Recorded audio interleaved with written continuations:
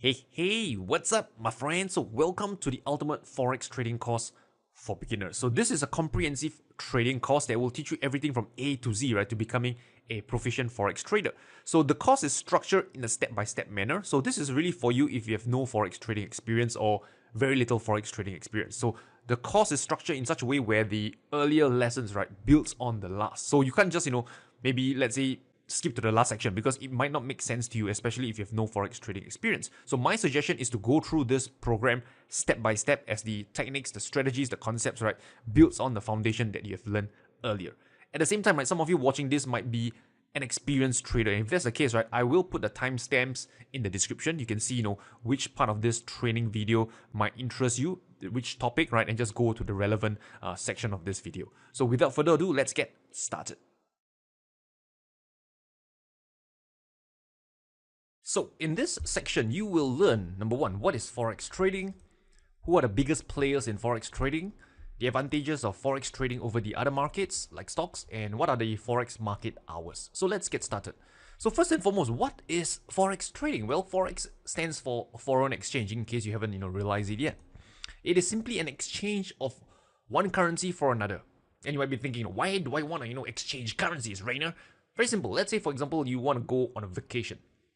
And let's say you're in the US and you want to come to Singapore for a holiday. Well, guess what? If you bring your US dollars into Singapore and buy a bowl of noodles, the lady will give you the, like what you're trying to do, man. So clearly, right, you can't use US dollars in Singapore. So what you need to do is to go to a money changer, maybe in the US, and what you'll do is sell your US dollars in exchange for Singapore dollars. And then you can, come to Singapore, have a nice holiday, have a bowl of noodles, rice, and, have fun. So that's pretty much, one example of Forex trading, or rather, the exchange of currency and what the purpose is for.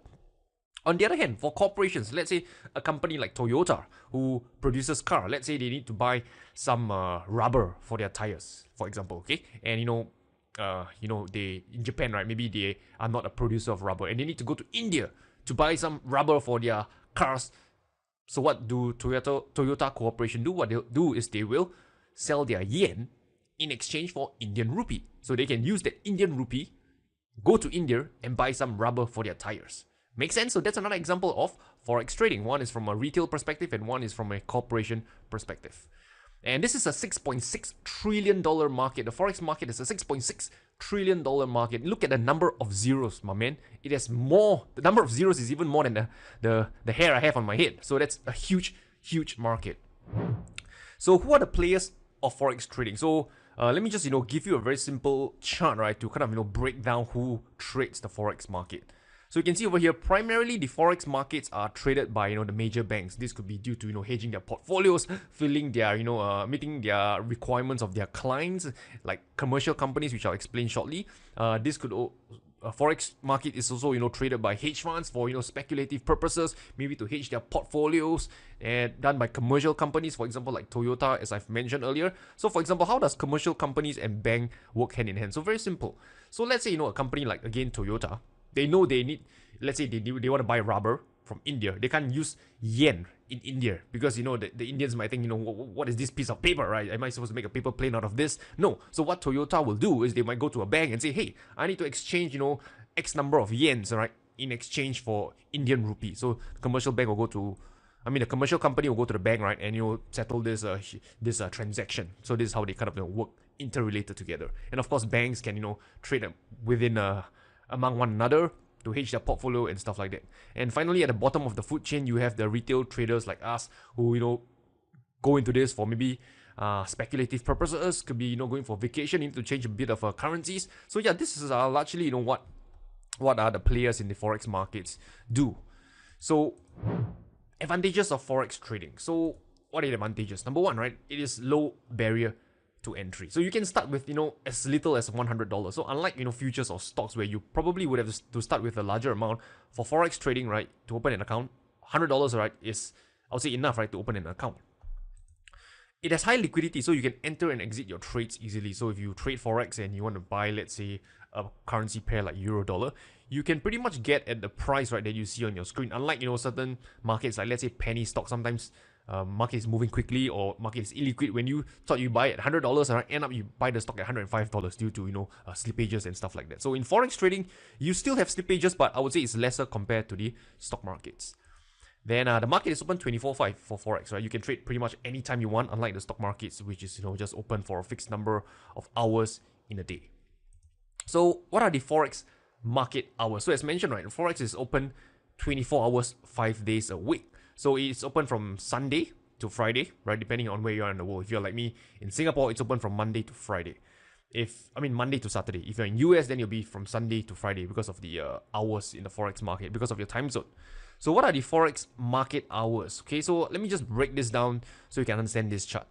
So first one over here is the daylight saving time. So this refers to the summer months in US, okay, in the overseas, in other countries. In Singapore, we don't have daylight saving time, so this is a bit new to you if you are in Asia. And the time that we use to depict the hours, we use GMT over here. Okay, so for example, let's say London market, right? For summer period, the London session, right, starts at 7 a.m. GMT and ends at 4 p.m. GMT. So 1600, right, is in essence, right, 4 p.m. if you convert it. Okay, for New York, it starts at 12 p.m. GMT, the New York session, and it ends at 9 p.m. GMT, New York session. So you can see how this table, right, breaks down the different forex sessions and their open and closing hours. So this is for daylight savings time during the summer period. And for standard time, right, during the winter period, right, the hours, right, are slightly different. They are different by an hour. So if you look now at London again, now we open at 8 a.m. whereas previously it opened at 7 a.m. Okay, so previously 7 a.m. here. So during winter months, right, it starts at 8 a.m. and ends at 5 p.m. For New York, it starts at 1 p.m. and ends at 10 p.m. So you can see this table here. I would say it's useful, right, to know what time a certain forex market session opens or closes in your particular time zone. And some of you might be wondering, hey, Rainer, how do I know whether is it a winter or summer period? Simple, just Google. If you Google, right, then you know whether, hey, is it now standard time or is it daylight savings time? So I'm not going to put that down here because it really depends on the time of the year. So let's do a quick recap. Number one, forex trading is simply an exchange of one currency for another. It's traded by banks, corporations, brokers, and retail traders like you and me. Forex trading has a low barrier to entry, high liquidity, and the market is open 24/5.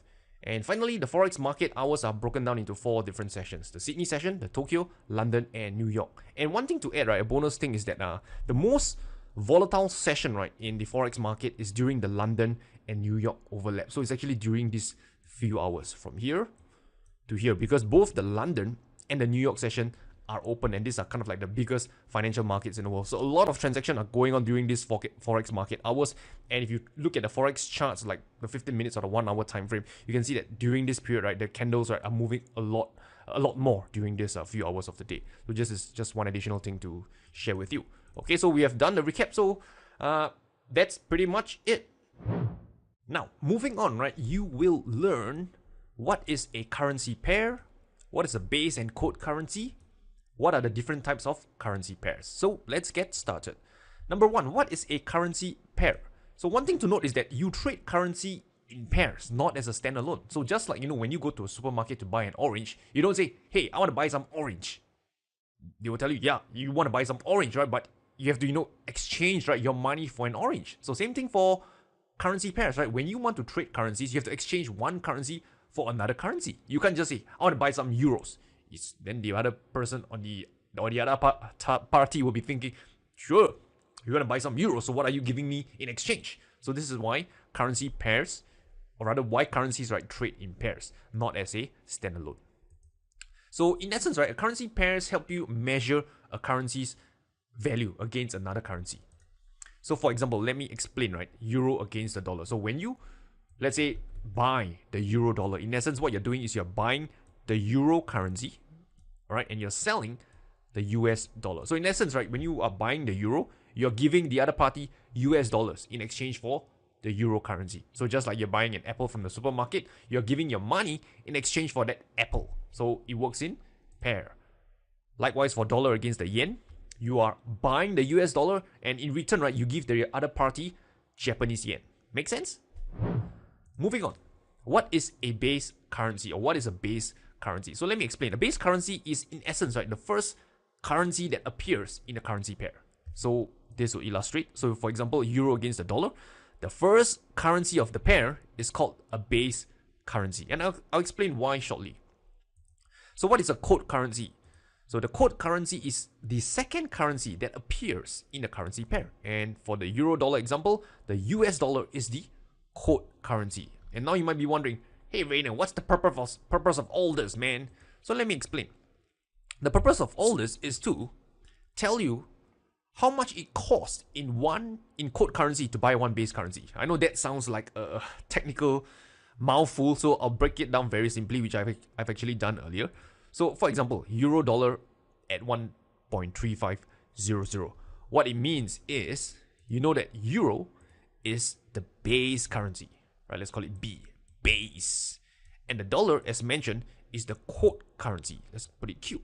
So this tells you how much it costs in quote currency to buy one base currency. So in essence, what this tells you is that for 1 euro dollar, it will cost you $1.35 USD. So let's say you go to a money changer. Hey, I want to buy 1 euro, man. And the guy says, sure, my man. Give me $1.35 USD and I'll give you 1 euro. That's how it works, right? And that's how you kind of interpret this, right?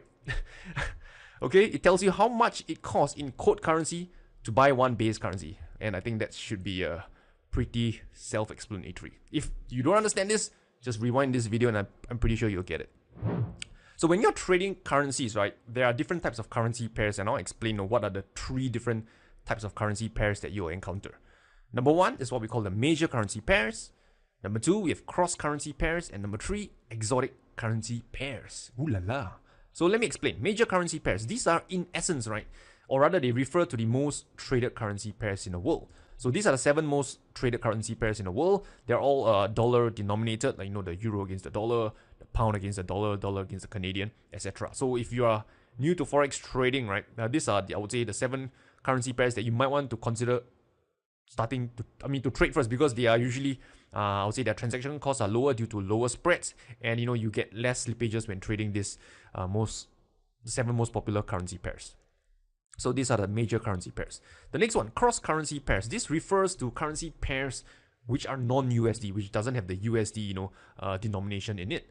So for example, let's say you have the euro crosses. Euro crosses simply means that currency pairs that has the euro currency in it, like the euro against the British pound, euro against the Aussie dollar, euro against the New Zealand dollar.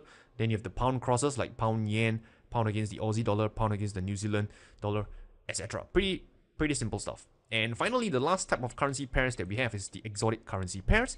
This is when one major currency pair is paired with a developing country's currency. So for example, US dollar against the Mexican peso. US dollar is a major currency pair. And Mexican peso, right, this is a developing country's currency. So again, this meets the requirement, right? One major currency is paired with a developing country's currency. Next one, the euro against the Turkish lira. Euro is a major currency. Turkish lira is a developing country's currency. And finally, the Indian rupee against the British pound. Again, so this is what we mean by exotic currency pairs. So one thing to note, right, is that when you trade exotic currency pairs, the spread tends to be wider. So if you don't understand what the spread means, right, don't worry, right, as you progress on in your trading journey, you'll understand. But in essence, right, the transaction cost to trade exotic currency pairs, they are more expensive compared to the major currency pairs. So a quick recap. Number 1, currencies, they are traded in pairs, not as a standalone. The base currency is the first currency in the pair. The quote currency is the second currency in the pair. And then there are 3 types of currency pairs: major, cross, and exotics. So with that said, let's move on. So moving on in this section, you will learn number 1, what is a pip? Number 2, what is a pipette? And number 3, how to read a currency pair code. So let's get started. So first and foremost, right, what is a pip? A pip stands for percentage in point. In essence, right, what it's trying to do is to measure, is a measure, right, of a change in value in a currency pair. Don't worry, we'll get to that later. So a pip, right, remember, it's the 4th decimal place in a currency pair code. So let me explain, right? Let me give you an example. So let's say, right, euro against the US dollar moves from 1.3500 to 1.3505. Now let me ask you, where is the number to look at when you want to find out what is the pip value change? So remember, pip is the fourth decimal place. So this is basically the fourth number after this dot. So 1, 2, 3, 4. You're looking at this number here. So you're comparing the difference between this number here and this number here. Okay? So quiz time. How many pips difference is this? So let's find out. An answer is quite straightforward. This is actually an increase, right, of 5 pips from 1.3500 to 1.3505. It's a difference of 5 pips. So you can see, right, the last digit, the fourth decimal placing digit, right, it has moved from 0 to 5. That's an increase of 5 pips. Let's do another example. Let's say this time around the euro against the dollar moves from 1.3400 to 1.3350. Now, how many pips is this? Right, let's give you 5 seconds to figure this out.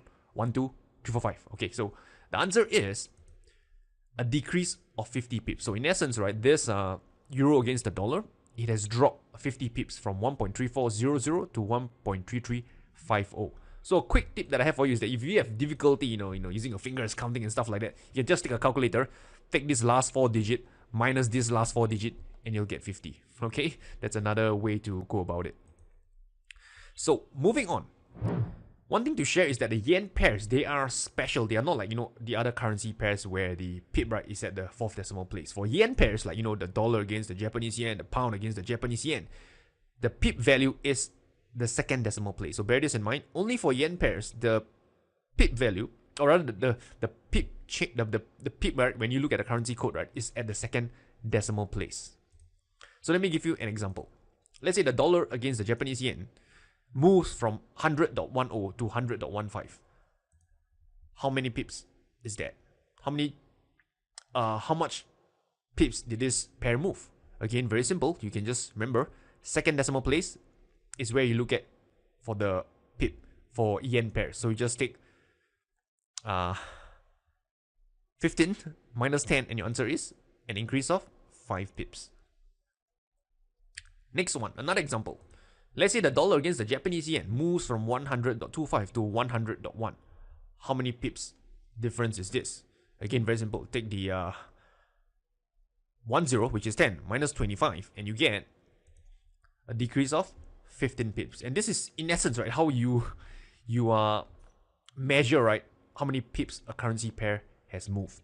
And to take things a step further, because the Forex god, like to make your life a bit more difficult, there's another thing called a pipette. And in essence, right, a pipette is simply known as fractional pips. They are 1/10 the value of a pip. Confusing? Don't worry. An example usually solves your pain. So, and one thing to bear in mind is that a pipette is the 5th decimal place. For most currency pairs, for the yen pairs, it's the 3rd decimal place. So, an example would ease your pain. Let's say euro against the dollar moves from 135.005, which this one here is the pipette, to 1.3505, 7. This 7 here is the pipette value. So how many pips movement is this? So again, you just do the simple math. You will realize that this is an increase of 5.2 pips. Make sense? I know it makes sense, right? So let's do a quick recap. Number 1, a pip is a measure of a change in value, right, in a currency pair.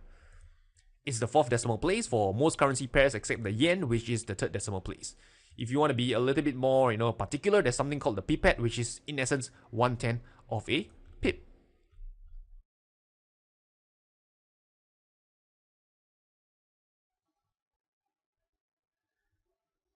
So in this section, what will you learn? You will learn, number 1, what is leverage?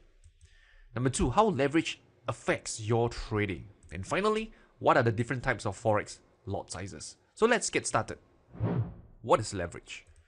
How leverage affects your trading? And what are the different types of Forex lot sizes? So let's begin. So what is leverage? So intuitively, I know you know what leverage means, but let's explain this when it comes to the Forex markets.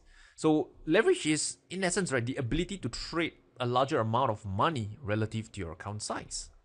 And leverage is a double-edged sword, and I'll explain more. So let me give you an example.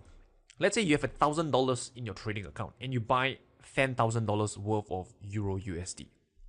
This means you borrow the extra $9,000 to trade. And if you want to measure the leverage, this is a leverage of 1 to 10. Why is this a 1 to 10? You take the $10,000 that is worth of the Euro USD divided by the initial capital that you have in your account, and you get 10. So this is a leverage of 1 to 10. Now, the question is, what if Euro USD goes up? How does leverage impact your trading? So recall you have a $1,000 account and you buy $10,000 worth of Euro USD. Your $10,000 is now worth $11,000. Why $11,000? Very simple. You just take $10,000 and you multiply by 1.1 because you actually earn 10%, because this currency pair went up 10%. So 10,000 minus, or rather multiply by 1.1 is equals to $11,000. Or if you look at it another way, 10% of 10,000 is 1,000. 1,000 plus 10,000 equals to 11,000. That's another way to do it. Next, you return the $9,000 that you owe. What you're left with is the $2,000. And remember, the $2,000, right, what you had initially at the start was $1,000. So in other words, your profit is $1,000. Right, $2,000 minus your original capital that you started with, you made a profit of $1,000 on this particular trade. And I know, man, Rainer, this looks easy, man. I'm going to be the next market wizard millionaire trader. Well, not so fast, my young Padawan, because what if Euro USD goes down 10%? Then how would this change? So now, recall you have a $1,000 account and you buy $10,000 worth of Euro USD. Your $10,000 is now worth 9,000. Why is that? Because 10,000, okay, if you lose 10% of your capital, now it's worth $9,000. You return the $9,000 that you owe. You're left with $0. In fact, I have no idea why there's 4 zeros here, but 0 is 0 is 0, okay? And your original capital is $1,000. So this means your loss is $1,000 because you started off with $1,000 and you're left with 0, 0, 0, 0. So in other words, you lost $1,000. So the key thing to point out is that leverage can amplify your gains and losses. So if you think about this, if without leverage, this, right, would have been a 10% loss to you. But because you used leverage, you lost 100% instead of 10%. So likewise, when you had a gain earlier, when you had a profit, when the market went up 10%, if you didn't use leverage, that would be a profit of 10% for you. But because you use a 1 to 10 leverage, it is amplified 10 times. You made a profit of 100%. So in this case, it's $1,000. But in percentage term, it's 100%. Okay, so this is pretty much the key thing that I want to point across, is that leverage, it can amplify your gains and losses. And for this case, in this example, you lost 100% of your capital because you use a 1 to 10 leverage. If you didn't use leverage at all, there would be a 10% loss of your capital. Moving on, right, I want to talk about Forex lot sizes. So what are the different types of Forex lot size out there? Number one, we have a standard lot, which is equivalent to 100,000 units. So when you key in 100,000 units to buy in your Forex broker, you are essentially buying one standard lot. Then below that, we have a mini lot, which is 10,000 units, followed by micro lot, which is 1,000 units. And smaller than micro lot, we even have nano lot, which is 100 units.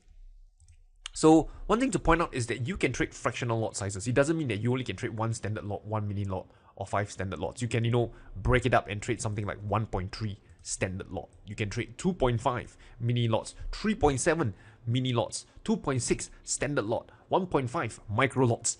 It is all possible, right, when trading the Forex market. So in a way, you can, better manage your risk, as I will explain how that will work in the later section. So let's do a quick recap. Number one, leverage is the ability, right, to trade a larger amount of money relative to your account size. And as you have seen, right, leverage is a double-edged sword. It can amplify your gains or losses. And finally, we talk about, the different types of lot sizes in the Forex market: standard lot, micro lot, mini lot, and nano lots. Okay, so in this section, you will learn what is a pip value and how to calculate a pip value. So what is a pip value? So a pip value, in essence, is trying to answer the question, how much is one pip worth? And to find that out, right, you need to answer two questions. Number one, the lot size that you're trading, and number two, the code currency of the currency pair. So let me explain. Number one, the lot size. So as you know, right, in the Forex market, there are different lot sizes, standard lot, mini lot, etc. So one standard lot, right, is actually equivalent to 100,000 units and is worth $10 per pip. One mini lot is 10,000 units and it's worth $1 a pip. And one micro lot is 1,000 units, which is 10 cents per pip or $0.1 a pip. And one thing to point out is 10 mini lots is actually equivalent to one standard lot. Because if you look at this, 10,000 units, you multiply by 10 is 100,000 units. So in other words, 10 mini lot is one standard lot. So needless to say, 10 micro lots is equals to 1 mini lot, right? 1,000 units you multiply by 10 gives you 10,000 units. So 10 micro lots is 1 mini lot as well. Okay, so bear this in mind.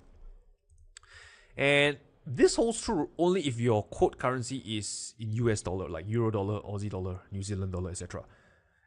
So clearly, right, what if your quote currency is not in US dollar? So this is why we need to look at the second thing, which is your quote currency. So let's say, for example, if the quote currency is in euro, then one standard lot clearly is 10 euro a pip. One mini lot is 1 euro a pip, and one micro lot is 0.1 euro per pip. Make sense? All right, so far so good. So let's have a look at an example. You trade Euro USD and buy 2.3 standard lots. How much is the value per pip? So if you just look at this, you know that 2.3 standard lot is equals to 2 standard lot and 3 mini lot. That's one way to look at it. Or you can look at it as 23 mini lot. That is the same thing. So depending how you want to look at this, let's treat it as 23 mini lot. We know one mini lot is worth $1 per pip. Okay, so clearly 23 mini lot means it's $23 per pip, and there you have it. Moving on, next example. Let's say you trade the pound against the Aussie dollar and buy 5.5 mini lots. How much is the value per pip? So again, just remember the two things I shared with you. Number one, what is the lot size traded? 5.5 mini lots. Okay, great. Next thing, what is the quote currency? Aussie dollar. Great. You know one mini lot is worth $1. 5.5 mini lots means it's $5.5. So what is the currency, the quote currency? This is Aussie dollar. So it's 5.5 Aussie dollar per pip. Okay, great. So that should be the answer. So if you look at the answer, it's 5.5. How do I know this? Because I did these slides and clearly I don't know what's the answer. So yeah, there you have it. That's the answer. So all this actually would be useful to you if, right, let's say right now your account currency is in Australian dollar. Then yeah, 5.5 Aussie dollar per pip, that would make sense. But of course, as you know, there is no guarantee that the quote currency will be the same currency as your account funding. Maybe you could fund it in US dollar. You could fund it in Singapore dollars. It could be different. So how do you actually translate this pip value into your own account currency if your own account currency is different from the quote currency? So this is where we can take things a step further and to find out the pip value in your account's currency if the currency is different from the quote currency. So again, you need a few things. Number one, the lot size. Number two is the quote currency. And number three is the exchange rate between the quote currency and your account's currency. So let me give you an example because example ease your pain. Number one, let's say you buy one standard lot of Euro USD. Your account currency is in Singapore dollars. The exchange rate between the USD and SGD is 1.3. How much is the value per pip? So let's again, right, do this simple exercise. You know, one standard lot is 100,000 units. Rainer say one standard lot is worth $10 per pip. Okay, $10 per pip. Then you realize that your account currency is different from the quote currency. So what now? So what you need to do is to convert, right, USD into SGD. As you know, right now, one USD is worth 1.3 SGD. So this means one US dollar is worth $1.30 Singapore dollar. So if I want to convert this 10 US dollars into Singapore dollars, I just take this, multiply by 1.3, and I have a figure of 13 Singapore dollars, SGD. Okay, and that's the answer, right? The value per pip will be 13 Singapore dollars per pip. And there you have it, right? In case you want to know the kind of like the math breakdown is 10 USD per pip multiplied by 1.3 because it's the exchange rate between US and Singapore dollars, and you get 13 Singapore dollars per pip. Another example, shall we, to really hammer home this concept. You buy two standard lots of pound against the New Zealand dollar. Your account currency is in Canadian dollars. The exchange rate for New Zealand Canadian is 1.5. How much is the value per pip? So I'm going to give you 5 seconds to do this. No, I'm just kidding. 5 seconds is too fast. I'm going to do this together with you and let's find this out. But kind of like, pause this video and do it on your own if you wish to. If not, I'm going to walk you through how to do this step by step. So again, first thing first is the number of lots we are trading. Two standard lots. That's equals to 20 New Zealand dollar per pip. Okay, if you do not know why it's 20, go and look back at the earlier slide so it makes sense. Your account currency is in Canadian dollar. Exchange rate between New Zealand and Canadian dollar is 1.5. So what I need to do is to find out How much is 20 New Zealand dollar worth in Canadian dollars? How much is that worth? Very simple. Just multiply it by the exchange rate, this prevailing exchange rate. Of course, this is not a real number. I just came up with this. If you just look at the normal Forex website, you can find out what's the prevailing exchange rate. So $20, I multiply by 1.5. It will give me, right, how much $20, or rather 20 New Zealand dollars is worth in Canadian dollars. And the answer is 30. 30 Canadian dollars per pip. Okay, so let's have a look. Ta-da! Okay, so with that said, right, let's do a quick recap. Number one, your pip value depends on a few things: the lot size, the code currency, and finally, right, the exchange rate between the code currency and your account currency if they are different. If they are the same, then you just need the first two things and you can find out what is the pip value. So in this section, you will learn, number one, what is risk management and why it matters. Number two, what is position sizing? And finally, how to calculate your position size such that you never blow up another trading account. So this topic that I'm about to share with you is very important, right? So pay close attention. So first and foremost, what is risk management? So if you ask me, risk management is the ability as a trader to encounter a series of losses, right, and not blow up your trading account. So for example, even if you sustain a series of 10 losses in a row, your trading account should be pretty much still intact. Yes, you have a bit of losses along the way, but that account, right, should still have most of the money intact. So that's what risk management is all about. So it's important because you can have a winning trading strategy, but without proper risk management, right, you will still end up a losing trader. I can guarantee it. So let me share with you an example so you know what I mean. So let's say, for example, there are two traders, John and Sally, and they both have a $1,000 trading account to start with. Their trading strategy has a 50% winning rate, so this means they win half the time, and a 1-to-2 risk-reward ratio. So let me explain what risk-reward ratio is. So let's say, for example, you risk $100 on a trade. Okay, that's the amount of money that you're willing to lose on a particular trade. And the outcome for you is favorable. Instead of losing $100, right, the market went in your favor and you made a profit of $200. So in other words, this $200, right, is 2 times the amount that you had intended to risk initially. So this is what we call a 1-to-2 risk-reward ratio. Your reward, right, is 2 times your initial risk. So another example, let's say you have a $500 risk on the trade. And instead of, losing that $500, market went in your favor and you made $5,000 instead. What is the risk to reward ratio on this trade?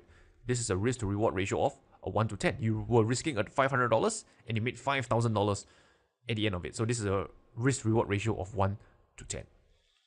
Next, John risks $250 per trade and Sally risks $20 per trade. And let's say the outcome of the trades for both of them is in this sequence, right? L stands for losing, right? Lose, lose, lose, lose, then win, win, win, win. So now what is the outcome for both traders? Let's look at John. You can see for John, he loses $250 because the first trade is a loser, loses another $250, another $250, another $250, and then he blow up. So before he could even smell the winner, he lost his entire trading account. On the other hand, let's have a look at Sally. As you can see, Sally goes through the same losing streak, right? She loses $20, lose 20, lose 20, lose 20, and then she made 40, 40, 40, and 40 because these were the string of winners at the end. But why $40 again? Because we have a 1-to-2 risk-reward ratio, right, for their trading strategy. So if Sally risks $20 on each trade, and if the market, or rather if she achieves a 1-to-2 risk-reward ratio, this means her profit is 2 times her initial risk. So 2 times of 20 is $40. So this is how we get $40. And at the end of it, Sally made a total return of $80. So that's about 8% gain on her account. Whereas you look at John, he actually lost 100% of his account. So hopefully, right, using this simple example, you can see the importance of risk management, right? In this case, both traders, they are trading with a winning strategy, but because of risk management, one of them loses his entire account and the other one is actually, making some money, right, from trading the markets. So this is important. So now the question you might be thinking, okay, Rainer, I get it, right? Risk management is important, but how do I manage my risk? How do I make sure that every time I put on a trade, right, I don't lose everything and more? So this is where the next topic comes into play. Position sizing. So what is position sizing? So position sizing is simply, right, trading the right number of units, right, such that even if a trade ends up being a loser, it's only a fraction of your trading account. Okay, let me repeat once again, right? Position sizing is knowing, right, how many units you should trade such that if that trade goes against you, you only lose a fraction of your trading account. And as a general guideline, I usually advocate, right, not to lose more than 1% of your trading account on each trade. So for example, let's say if your account is like a $10,000 trading account, 1% of 10,000 is $100. So this means every trade you put on, you should not lose more than $100 on each trade. And now brings us to the question, right? How do we, calculate it in such a manner where you won't lose more than $100 on each trade? So to do that, you need to know a few things. Okay, so this is kind of like the secret formula, right? So position size is equals to the amount to risk, right? The amount of dollar that you're willing to risk divided by your stop loss multiplied by value per pip. So amount to risk is usually, I recommend 1% risk on each trade. Some traders will go with 2 or 3%. That's pretty much up to an individual trader. And after which you divide it by your stop loss multiplied by your value per pip. So I'm going to share with you a very simple way to do this. Okay, you don't have to. So I'll just go with you a manual way, and then after which I show you how to do it with a faster way. So let's say you're risking $100. You're willing to risk $100. And let's say, your stop loss is, let's say, 100 pips. Okay, so you put it 100. And your value per pip, right? Let's say you're trading Euro USD is $10 per pip for a standard lot. So you put here 10. Okay, you plug in the numbers, you get 100 divide by 1,000. And if you do it, you end up with 0.1 standard lot, which is equivalent to 1 mini lot. So the trouble with this is that your value per pip is constantly changing. It really depends on the code currency. It depends on the account funding that you have funded with your account. So you can see that things can get really cumbersome, right? So one thing I suggest is to use a position sizing calculator to make your life really easy. And I'm going to show you how to do this step by step. So you can Google, position sizing calculator, and this is one that I've found. You can, use it. It's free. So let's say you're trading again Euro USD. Your account currency, let's say, is in US dollar. Let's say your account size is like what I shared earlier, $10,000. And your risk on each trade, let's say, is 1%. You can put here 1%. In this case, you can even switch to, dollar terms. Let's say you want to risk $100, which is also 1%. That is fine as well. But in this case, let's go with the percentage. Let's say 1%. Let's say your stop loss in pips, right, is 100 pips. Put in 100. Contract size, let's leave it at 100,000, which is equal to 1 standard lot. You click calculate. And there you have it, right? It tells you the lots to trade is 0.1, which is equals to 0.1 standard lot or 1 mini lot. Can you see how fast this is? Let's do another example. Let's say this time around, you're not trading Euro USD. You're trading pound against the Aussie. Let's say your account currency is in New Zealand dollars. Okay, and let's say this time you're a baller. Your account size is $100,000. And you're a baller and you still risk 1% on each trade. Well done. And let's say your stop loss this time around is 350 pips. Contract size again 100,000. You click calculate, it will tell you how many units to trade, right? Such that even if the trade hits your stop loss, you will only lose 1% of your account. So you click calculate, and in this case, it tells you that you can trade 0.263 standard lot, which is about 2.63 mini lots. Make sense? So again, this is very useful. So again, let's interpret this together. So this means, right, for this particular pound Aussie trade, and let's say your account is in New Zealand dollars, and you're risking 1% of this $100,000. This means, right, if the trade goes against you, right, with a stop loss of 350 pips, right, you will lose, right, $1,000, 1,000 New Zealand dollars, right, in your trading account, which is the 1% that we have defined over here, right? And this is the position size that you should be trading with, 2.6 mini lots. Okay, make sense? So this is how you use a position sizing calculator. So again, let's do one more example so you really understand this big time. So let's say this time around we do something simple like Aussie dollar. You want to trade the Aussie against the US dollar. Let's say your account currency is in Aussie dollar. How about that? Same, just put Aussie dollar. Let's say your account size this time around is $5,000. And let's say you are risking a little bit more, 2% risk on each trade, which is still about $100. So your stop loss this time around, let's say, is only 50 pips. Okay, contract size again 100,000 units. So now the question is, how many units, right, should you be trading such that if this trade goes against you and hit your 50 pip loss, the loss on this trade is only 2% of your account, 2% of this $5,000, 5,000 Aussie dollars. Click calculate, and it tells you that you should only be trading 1.53 mini lots. Make sense? Okay, so don't worry, I'll share with you we'll talk more about position sizing, risk management with chart examples later on, but for now I just want you to know how to use this very useful calculator. Just click Google, there are many free available ones, and just pick whichever that you're comfortable with. So let's do a quick recap. Number one, position sizing is the tool to manage your risk. And use a position sizing calculator, right, to make your life easier. I don't expect you to manually, calculate it. Most brokers usually have an inbuilt calculator function. If it doesn't have, right, then just, you go to any of the free website via Google and you can use the calculator to help you calculate the number of units to trade, such that, even if the trade is a losing trade, right, you only lose a fraction of your account. Now, moving on, let's talk about the different types of Forex orders, right? So in this section, it's all about, learning the different types of Forex orders. And one thing to point out is that there are many more different types of orders that you can use, especially when you're using professional trading platforms. But the ones that I'm about to share with you right now is, I would say, the ones that you are likely to use, right, most of the time. Okay, so let's get started. First one, market order. Second one is a limit order. Third one is a stop order. And finally, a stop loss order. So let me explain each one of them step by step. First one is a market order. So let's say it's a buy market order, because it could also be a sell market order. The concept is the same, but in this case, let's go with, let's say, a buy market order. This is, in essence, right, you're trying to, buy at the current market price right now, no matter what. So this is like, sending an order to your brokerage platform and say, hey, I want to enter Euro USD right now, no matter what, now. So your broker will fill you at a trade at the current prevailing price. So the pros to it is that, you're guaranteed to enter a trade. There's no what if, but, or whatsoever. You're guaranteed to enter a trade. But the downside to this is you might get slippage, right, during fast moving markets. And you might be thinking, Rayno, what is slippage, man?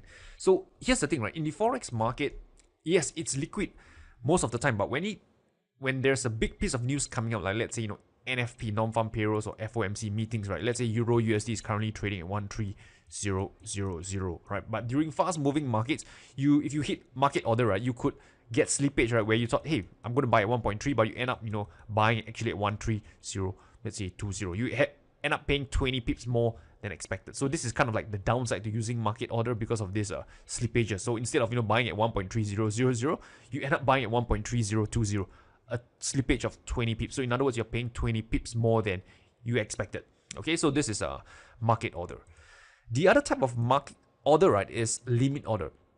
So again, let's talk about buy limit order. Sell limit order is just the opposite. So for a buy limit order, right, it's an order to buy below the current market price. So let me give you an example. So let's say market is in a range between these highs and these lows. Goes up, comes down, goes up, and now it's in the middle.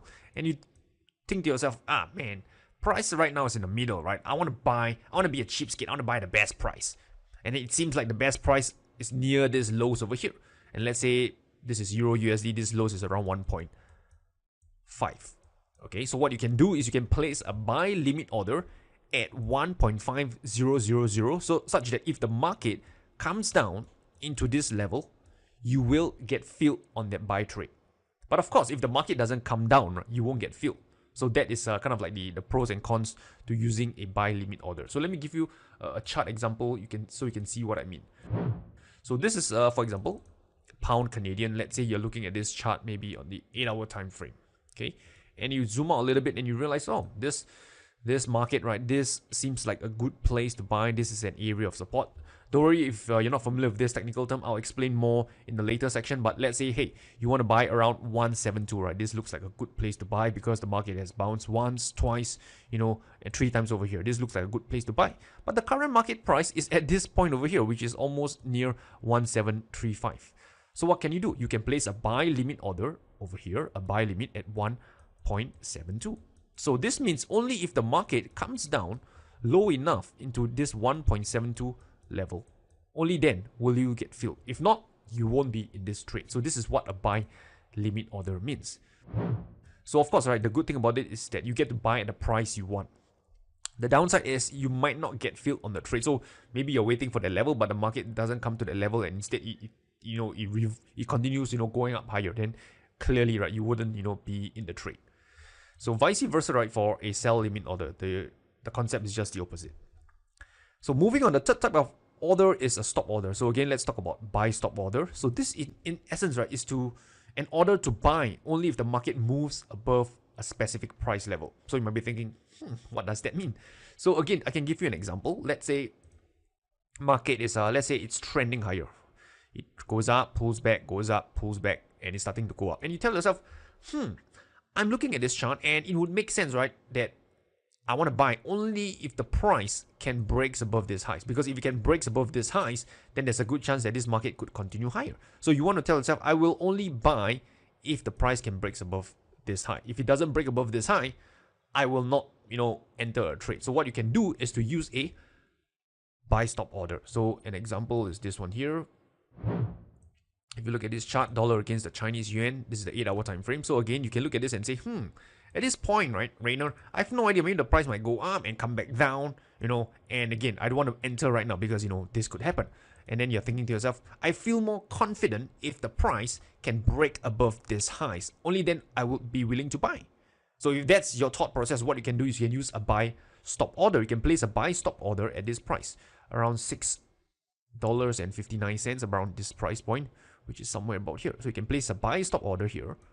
Let's call it BS, buy stop, not BS that you're familiar with, but buy stop order at $6.59. So such that if the price goes up and breaks above $6.59, this is an order that will automatically, get you into this trade, right? Because it broke above this key level, 659, that you have, put into your broker platform. So it's an order to buy if the price moves above a specific price level.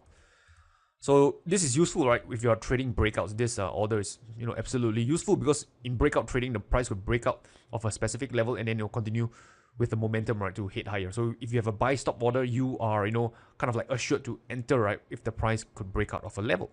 The downside to this is that it might be a false breakout. So again, what could happen is that, let's say, the dollar against the Chinese yuan.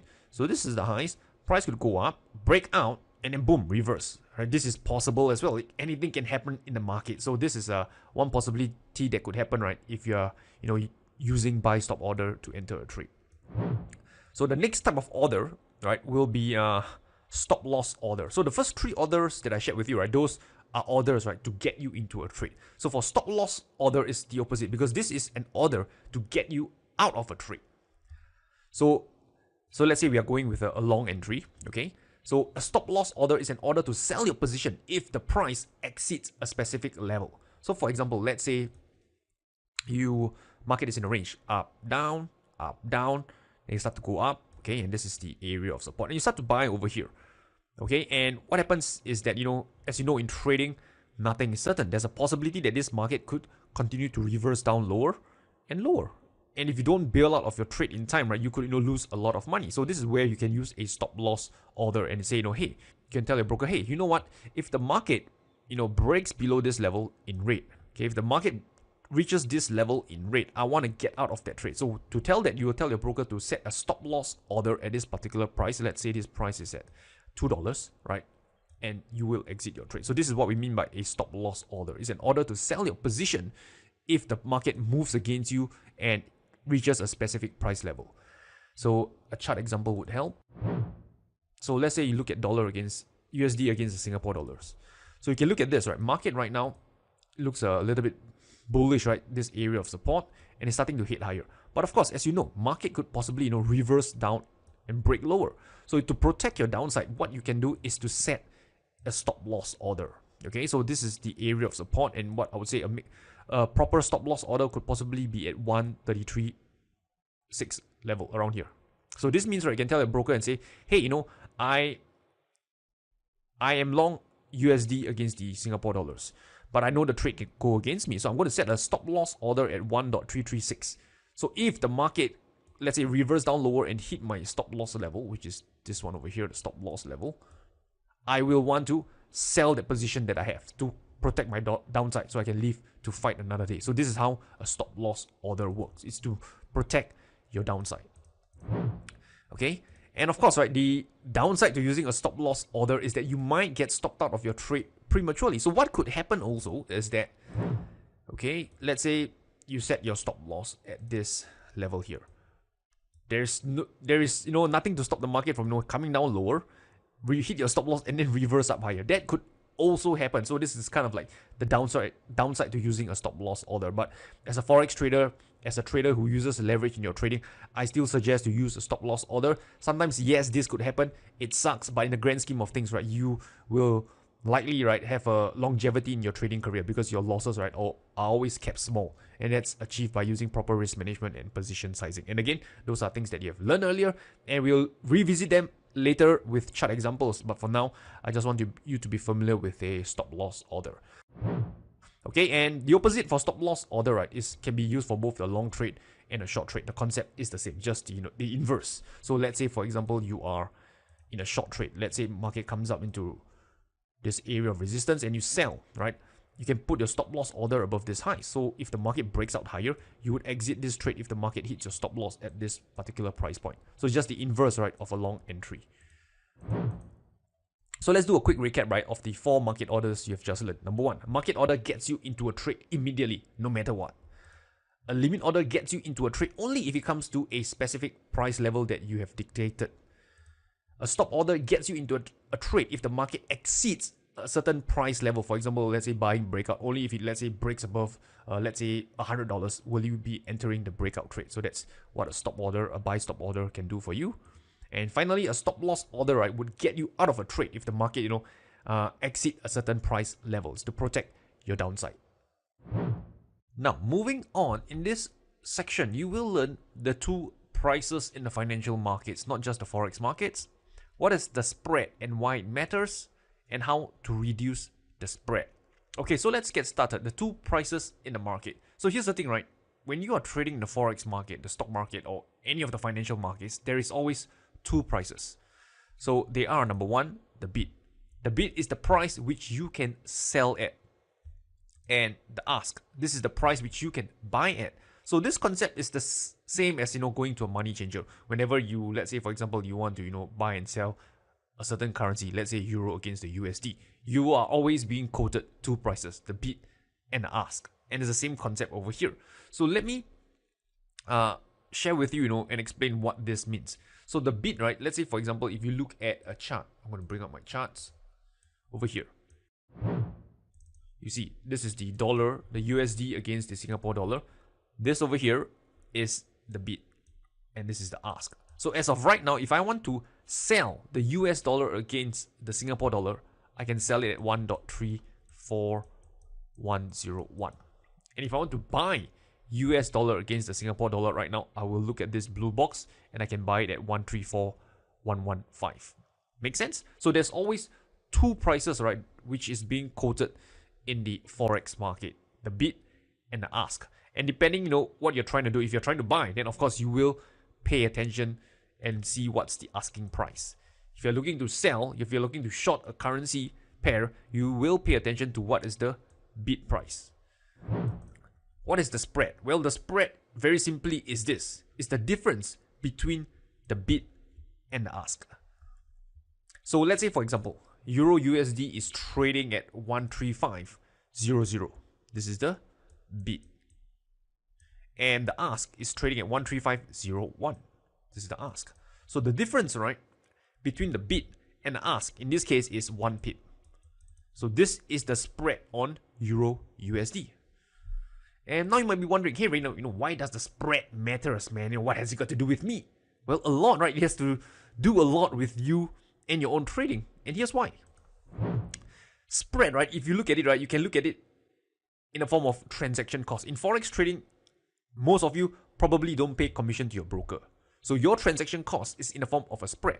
So let me explain how this works. So the higher the spread, the higher your transaction cost. And likewise, the lower the spread, the lower your transaction cost. And I'm going to give you an example so you can see what I mean. So let's say you buy 1 standard lot of Euro USD and the spread is 3 pips. How much does the spread cost you in dollar terms? So as we have discussed earlier, 1 standard lot is 100,000 units. 100,000 units. And the value per pip is $10. So if your spread is 3 pips, this means, right, the moment you put on a trade, when you trade 1 standard lot of Euro, this should be USD, I'm not sure why it's I, okay? When you buy 1 standard lot of Euro USD, you are immediately down $30 on this trade. That is the cost of the spread in terms of US dollar to you. So if you think about this, right, what if the spread now is 1 pip? Can you see how much of a difference this make? If the spread now is 1 pip. The cost to you is just $10. See what I mean by having a wide spread and a tight spread? The higher the spread, the more expensive your transaction cost is going to be. The lower the spread, the cheaper your transaction cost is going to be. So now the question is, how can you reduce the cost of the spread? So one thing to point out is that it's near impossible to tell your broker to give you a tight spread, right? Because it's pretty much fixed and there's nothing you can do about it. But what you can do on your end is this. Focus on major currency pairs. So as mentioned earlier, major currency pairs, these are the most popular currency pairs that are actively traded in the world. And if you look at their spread, right, they are usually smaller, tighter than the other currency pairs like the exotic or even the cross currency pair. So let me share this with you and you can see over here. I'm going to pull up trading view. If you look at daily time frame, and in case you guys are wondering, right, this platform is trading view. It provides charting services in case if you need it. So if you look at Euro USD, you can see what is the spread right now. So for example, the difference between the bid and ask is actually shown over here in this middle. The spread on Euro USD right now is 0.2 pips. If you look at pound dollar, the spread now is about 0.3. It's moving, up and down. Just pay attention to this portion here, about 0.5. And if you look at Aussie against the dollar, it's about 0.23, 0.2 right now. But what if you look at other currency pairs? Maybe you look at, something like the cross currency pair like pound New Zealand. The spread here is now 1.2. If you look at something exotic like dollar against the Turkish lira, is 66.3 pips. So you can see, right, if you want to have, lower transaction costs, right, focus on major currency pairs. The spreads are usually tighter, usually lower. And another thing that you can do is to trade the higher time frame. So the cost of your spread is lower in terms of percentage. So let me explain what this means.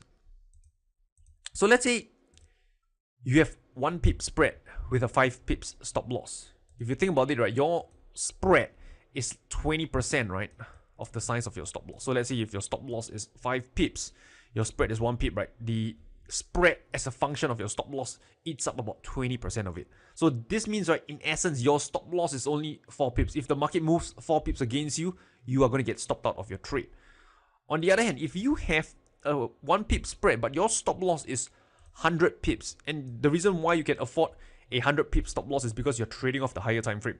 You have a wider stop loss, right, because you're trading on a higher time frame. In this case, the 1 pip spread is only 1% of the size of your stop loss. So in terms of cost, it's only 1% of the size of your stop loss. So you can see that in a way, right, your spread, right, you're paying, or rather a percentage of your stop loss is smaller when you have a wider stop loss. And to have a wider stop loss is usually because you are trading off the higher time frame. And if you think about this, if you trade on the 5 minutes chart or the 15 minutes chart, the price action, right, the way the candle moves up and down, right, the range is usually smaller compared to trading off the daily time frame where the range is much larger. So when you are trading off the higher time frame with a larger range, it makes sense to have a wider stop loss to accommodate, right, that larger swings on that time frame. So this is why if you trade off the higher time frame, your stop loss is usually wider. And if your stop loss is wider, you would realize that the spread, right, as a function of your stop loss, right, in terms of percentage, is usually lower compared to, let's say you trade off the 1 minute or 5 minutes time frame. The spread as a function of your stop loss, right, is usually wider, and you're going to end up pay more in transaction costs. So let's do a quick recap. Number 1, the spread is the difference between the bid and ask. The bid is the price that you can sell at. The ask is the price that you can buy at. Number 2, the lower the spread, the lower your transaction costs. And finally, if you want to reduce the cost of the spread, what you can do is to focus on the major currency pairs or trade off the higher time frames. Hey, what's up, my friend? Man, I miss saying that because, these videos actually, they're all done separately and then stitched up together, because if I were to say hey at the start of every section, right, you're going to get irritated by me. So anyway, welcome back. In this section, you will learn the different types of Forex traders. And, let me explain. So there are different types of Forex traders out there. You can classify them as short-term traders, medium-term traders, and long-term traders. So let's analyze, what are the differences, right, between these type of traders. Number 1, short-term traders. So for short-term traders, right, your time frame, it's usually below the 1 hour time frame. You will likely operate on a 5 minutes, 15 minutes time frame. Your potential target in terms of pips, right, you're usually aiming anywhere between 5 to 50 pips. And your holding time, it's usually less than 3 days. And one thing to share is that whatever I'm sharing with you is just general guidelines. It's not really cast in stone, because short-term traders, there are some really short-term traders like scalpers who can be in a trade for just a few minutes. And then you have some short-term traders which are slightly longer, which could be under day traders where they could hold their trade for a day or two. So what I'm sharing here is just a general guideline, right, to take into consideration. Next one, medium-term traders. So these are the type of traders who trade between the 1 and 4 hour time frame. Their potential target is usually anywhere between 50 to 200 pips, and they can hold their trades anywhere between 3 to 10 days. And finally, you have the long-term trader who trades, right, the 4 hour time frame and above. Could be the 4 hour, 8 hour daily, or even a weekly time frame. Then their potential target is usually, more than 200 pips on each trade that they are aiming for. And they can hold their trades, for 10 days or more, weeks or even months. So a super quick recap. This is a fast section, right? So you have short-term traders, medium-term traders, and long-term trader. And personally, for me, I'm a medium to long-term trader. So the key here, right, to share with you is to get you to understand the different type of trading timeframes that you can be on, and to find a type of trading style that suits you. Are you more towards short-term trading, medium-term trading, or long-term trading? And the only way to find out is through trial and error, right? Trading across the different timeframes to see what works for you. And also another thing is time commitment plays a part, because if you have a full-time job, it's unlikely that you can be a short-term trader, because you just can't afford to be glued in front of the screen, right, all day to watch the markets while having a full-time job. So probably I would say medium-term to long-term trading would suit you best. But on the other hand, let's say you are someone who's very free, you have a lot of time, and you have interest in short-term day trading, then hey, maybe that is something for you. But ultimately, you have to explore, experiment, trial and error to see which type of trading approach would suit you best. Boom shakalaka. Boom shakalaka. Hi, my name is Rainer. Pleased to meet you. Alright, stop messing around. So in this section, right, you will learn number 1, what is technical analysis, what is market structure, what is an area of value, what is an entry trigger, and more importantly, how do you use technical analysis in your trading. So let's get started. So first thing first, what is technical analysis? So I define technical analysis as using past data to help you make your trading decisions. And this past data could be things like volume, indicators, chart patterns, candlestick patterns, etc. And of course, right, technical analysis is not the only way to trade the markets, because you also have things like fundamental analysis, sentiment analysis. But me, primarily, I'm a technical trader. So this is why in this video, I would focus more on technical analysis. And I want to share with you the 3 things, right, that you should focus on, right, when you kickstart this trading career of yours. So technical analysis, right, I would say there are 3 components which is very important to master. The first component here is what I call market structure. So here's the thing, right? When you look at the price chart, the first thing that comes to your mind should be, should I be buying? Should I be selling? Or should I stay out of the markets? That's really the first thing that should come to your mind. You shouldn't, look at the chart and say, oh, let me buy now. Oh, let me sell now. No, you should first ask yourself, is this the type of price action? Is this chart telling me that I should be looking for buying opportunities or selling opportunities? Or maybe I should stay out completely of this market? This is the first question, right, that you must answer. And everything else, right, is secondary. So the way to do that, right, is market structure helps you to answer this question. It tells you what to do. So market structure helps you to define the current market condition, so you know whether to be buying, selling, or staying out of the market. So let's dive a little bit deeper into market structure. So market structure, there are different types of market structure, but for this video, I will share with you 3 broad categories of market structure. Number 1 being an uptrend. If you know a market is in an uptrend, not necessarily stock, can be currency pairs, etc. You want to look for buying opportunities. So let me explain to you what an uptrend is. So in the grand scheme of things, an uptrend forms a series of higher highs and higher lows. So it looks something like this. Market goes up, but as you know, market doesn't go up in one straight line. It goes up, it needs to take a breather, it needs to pause, and then it makes a pullback. Then once the pullback ends, it will continue up higher, breaking above this previous swing high, this previous high if you want to call it. Then it goes up again, it doesn't go up in one straight line, it needs to take a breather, pause. Once it rests, finish, and then it continues up higher, breaking out above the previous swing high again, and then the pattern repeat itself. So when you look at this, you would notice that an uptrend consists of a series of higher highs and higher low. Look at this high, another higher high. I'll cluster this as 1, and another higher high. If you look at the lows, it's a higher low, higher low, higher low. Okay, had to do that. So this is what I mean by an uptrend, a series of higher highs and higher lows. And if you see a market has this market structure, this currency pair has this market structure, then what do you want to do? Well, you want to look for buying opportunities because the market is in an uptrend. The path of least resistance is higher. So this is why you want to be looking for buying opportunities. So if you see a chart that looks like this, tell yourself, promise me, you will only look for buying opportunities, right? You don't want to look for selling opportunities. Not that it can't be done. There are traders who specialize in counter trend trading, but for you, the beginner, it's much easier to be trading along the path of least resistance, trading in the direction of the trend, than against it. Okay, so uptrend, look for buying opportunities. Next one, downtrend. This is just the reverse. You want to look for selling opportunities. So downtrend, right, in essence, is a series of lower highs and lower lows. So market heads down lower, makes a pullback, heads down lower again, breaking below the previous low, makes a pullback, heads down lower, breaking the previous low. Sometimes it could consolidate and then break down lower, once again, breaking below the previous swing low. So if you look at it, you will notice a series of lower high, lower high, lower high, and lower low. Lower low, lower low. So if you see a market is in a downtrend, then what should you be doing? Buying or selling? Well, the path of least resistance is towards the downside. So promise me when you see a chart that's in a downtrend, you only think of selling opportunities. Okay, that's the path of least resistance. And finally, you have what we call a range market. And in this market condition, you can be both a buyer or seller. So a range market looks something like this. Price is contained between the highs and the lows. So when the market is in a range, right, you can look for both buying and selling opportunity. And one thing to point out is, again, how do you know a market is in a range is where you see the highs of the range, right? The price just keep testing it, right, but unable to break out higher. Compared to an uptrend, the price is able to break above the previous swing high. It's able to break above the highs. But in the range, it's just, getting rejected at the highs consistently over here. Same for the lows of the range. It just cannot break down lower. It's just, contained above the lows of the range. So you can think like the price, right, is being trapped like in a big giant box, just can't get out of it. So with that said, let's have a look at a few chart examples so you know how this looks like. Because one thing to know is the theory is one thing, but when you look at the live charts, the market, it can look completely different, out of whack. Like one is in heaven and one is on earth, so it's going to be quite different. So I want to walk through with you, right, when you look at the chart. So if you look at this chart, New Zealand against the Swiss franc, this is the daily time frame, as you can see over here on the daily chart.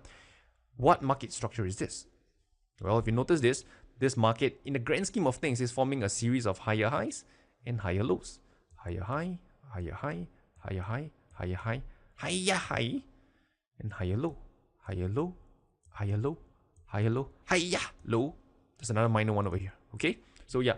So we can see that in the grand scheme of things, in the big picture, if you look from left to right, this market is heading higher. It's in a uptrend. And if a currency pair, if a market is in an uptrend, what should you be doing? Looking for buying opportunities or selling opportunities? I'm sure you got the answer. Okay, so let's have a look at another one. Dollar against Canadian. Okay, so if you look at this again, this pair, just identify the highs and lows on the chart. This is the highs, the highs, the highs, highs, highs, the highs, the highs, and the low, low, low, low, low, and low. So you look from left to right, where is this currency pair heading over time?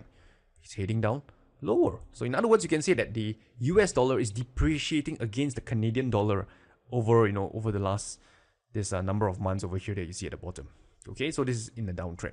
And one thing to also share is that when you look at a chart, right, there are many swing points. What I call a swing point is the highs and lows on a chart that kind of stick out like a sore thumb, which is very obvious. Like, this is a swing high, this is a swing high.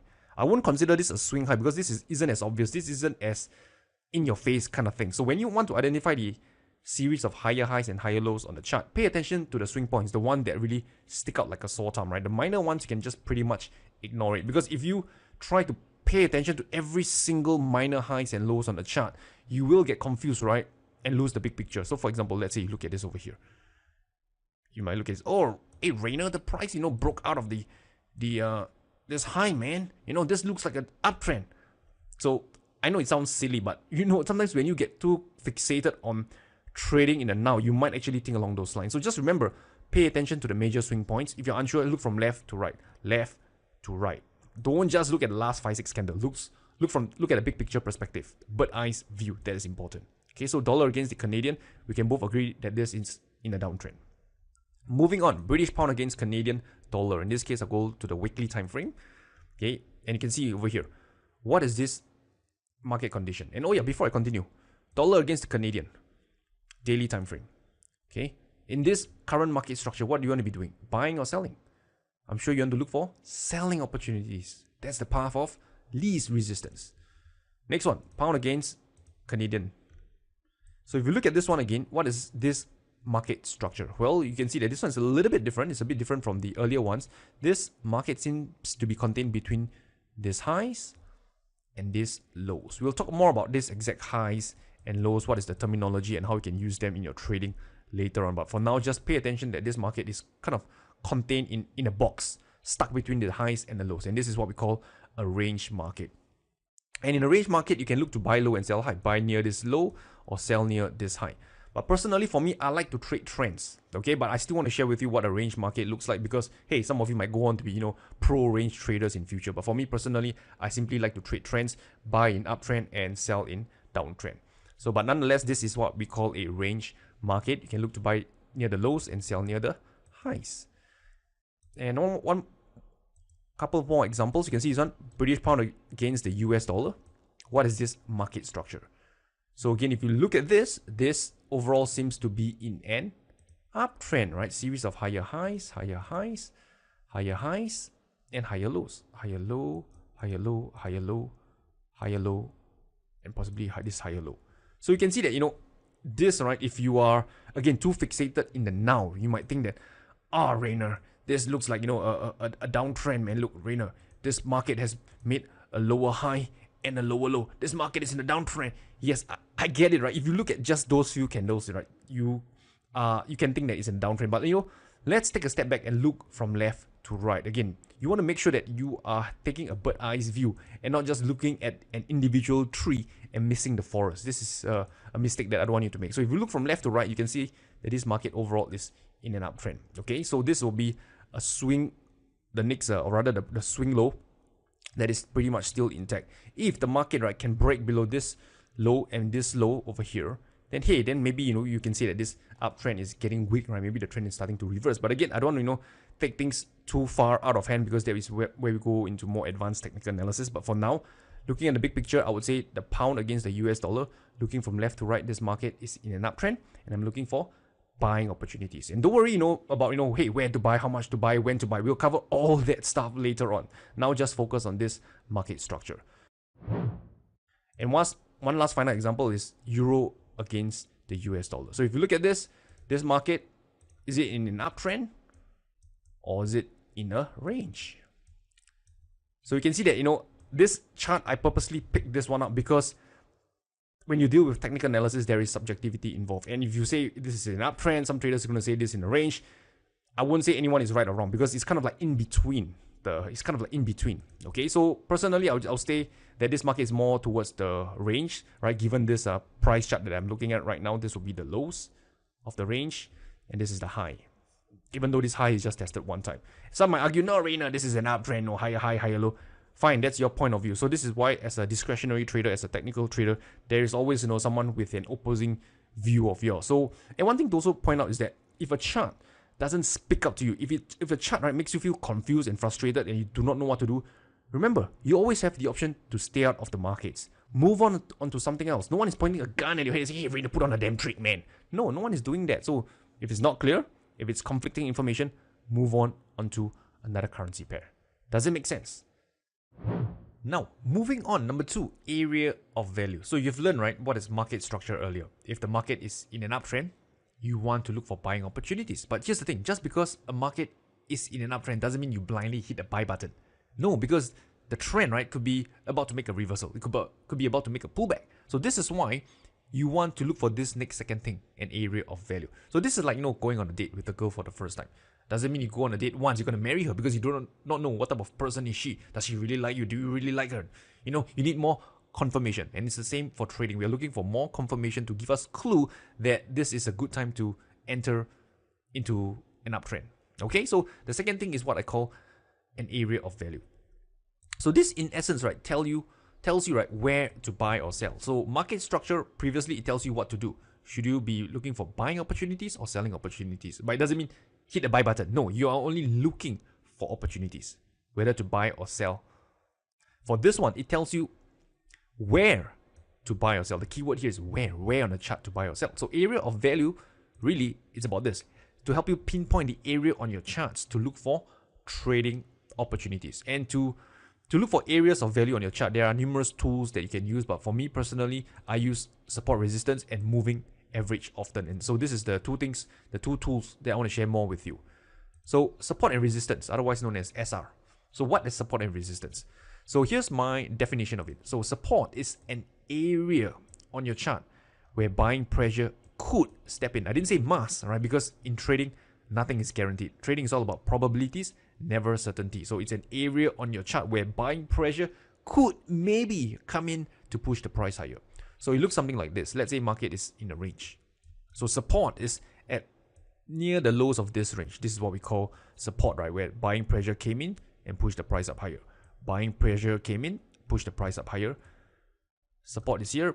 Buyers came in and pushed the price up higher. So let's say now price is at support. What's going to happen? Go up? No, it could also go down. Okay, so this is why I say that it's an area on your chart where buying pressure could step in. So next, resistance. This is an area on your chart where selling pressure could step in. So again, this is an area of resistance over here where the price came up, hit down lower, went up, came down lower, went up, and what happens? Came down lower. So again, anything can happen in markets. It can go up, it can break out of resistance, or it can face selling pressure, resistance, and then reverse down lower once again. So this is why the word is could step in. So now that you understand what is support and resistance, so in essence, right, support is where buyers could come in and push the price up higher. Resistance is an area on your chart where sellers could come in and push the price down lower. And another thing to add is that when support is broken, it tends to become, or it could become, resistance. So let's say this is support. Okay, so support, right? Previous support could now become resistance, right? Where price could face selling pressure and then continue lower down from here. And vice versa. If resistance is broken, that area could now become support. Let's say this is resistance, up, down, up, down, up, down, up, breakout, come back. Previous resistance could become support, and the price could possibly head up higher from here. So let me share with you a few charts, right, so you can kind of like let this concept sink into your head. So first one here is pound Canadian. So if you look at this weekly time frame chart, which I've marked, you can see where is your support and resistance area. Support, right, tested once, twice, 3 times, 4 times. Then you have resistance tested once over here. And this is why I said it's an area on your chart. If you look at this over here, the price didn't respect this level to the peak. In fact, you break out. People thought it's a breakout and then came back, collapsed back into the range once again.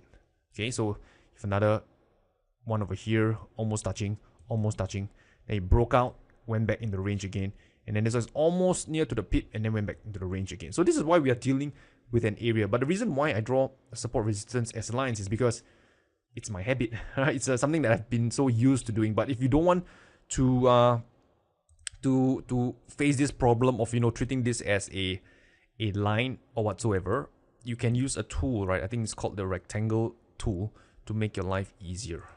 This one over here. So what you can do is just, you know, treat this as a box and area. You can just draw it like this, like an area, if that makes your life easier. Same for this one over here, right? Draw it like this to kind of, you know, better interpret it. But again, as I've said, right, my preference is to use a line. But if you think a box method would make more sense for you, feel free to go ahead. Next one, platinum. So in this one, I'm going to share with you the 8-hour time frame. So you can see over here the concept that I've shared earlier. Resistance, right? Tested once, tested twice, almost 3 times, 4th time here, 5th time. Then price breaks out. If price breaks out of resistance, what could possibly happen? Previous resistance could become support. Buyers could possibly step in here, right, to push the price up higher. And in this case, it did happen. One more example, or rather, second last example. This one here is euro against the Aussie dollar. This is an area of support. Tested once, tested twice. Came back here, consolidate a little, break down, retest. Previous support becomes resistance. Head down lower, retest this same area of resistance, and then continue to grind kind of lower around here. So again, this is how support resistance looks like on your chart. And again, I didn't draw the full thing. I just wanted to point out the obvious one to share with you the concepts that I've mentioned. But really, if you want to draw another one, I would say this would be another level that you could look at, this highs over here. Okay, and one final example, this one here is Bitcoin. Just to illustrate to you that, hey, the concepts that I'm sharing with you, right, can be applied to different markets as well. So if you look at this one over here, can you see this area of support?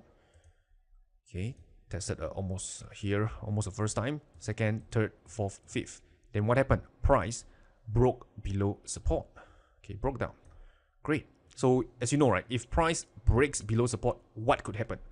Previous support could become resistance, which happened over here. Previous support, price breakdown, became resistance. And again, support, resistance, they are an area on your chart. So this is why you shouldn't expect the price to reach a particular dollar amount or exact cent, right, and reverse from there. No, it's an area. It could exit by a lot, it could exit by a little bit, or it could undershoot it, right? Doesn't even touch it and then reverse from there.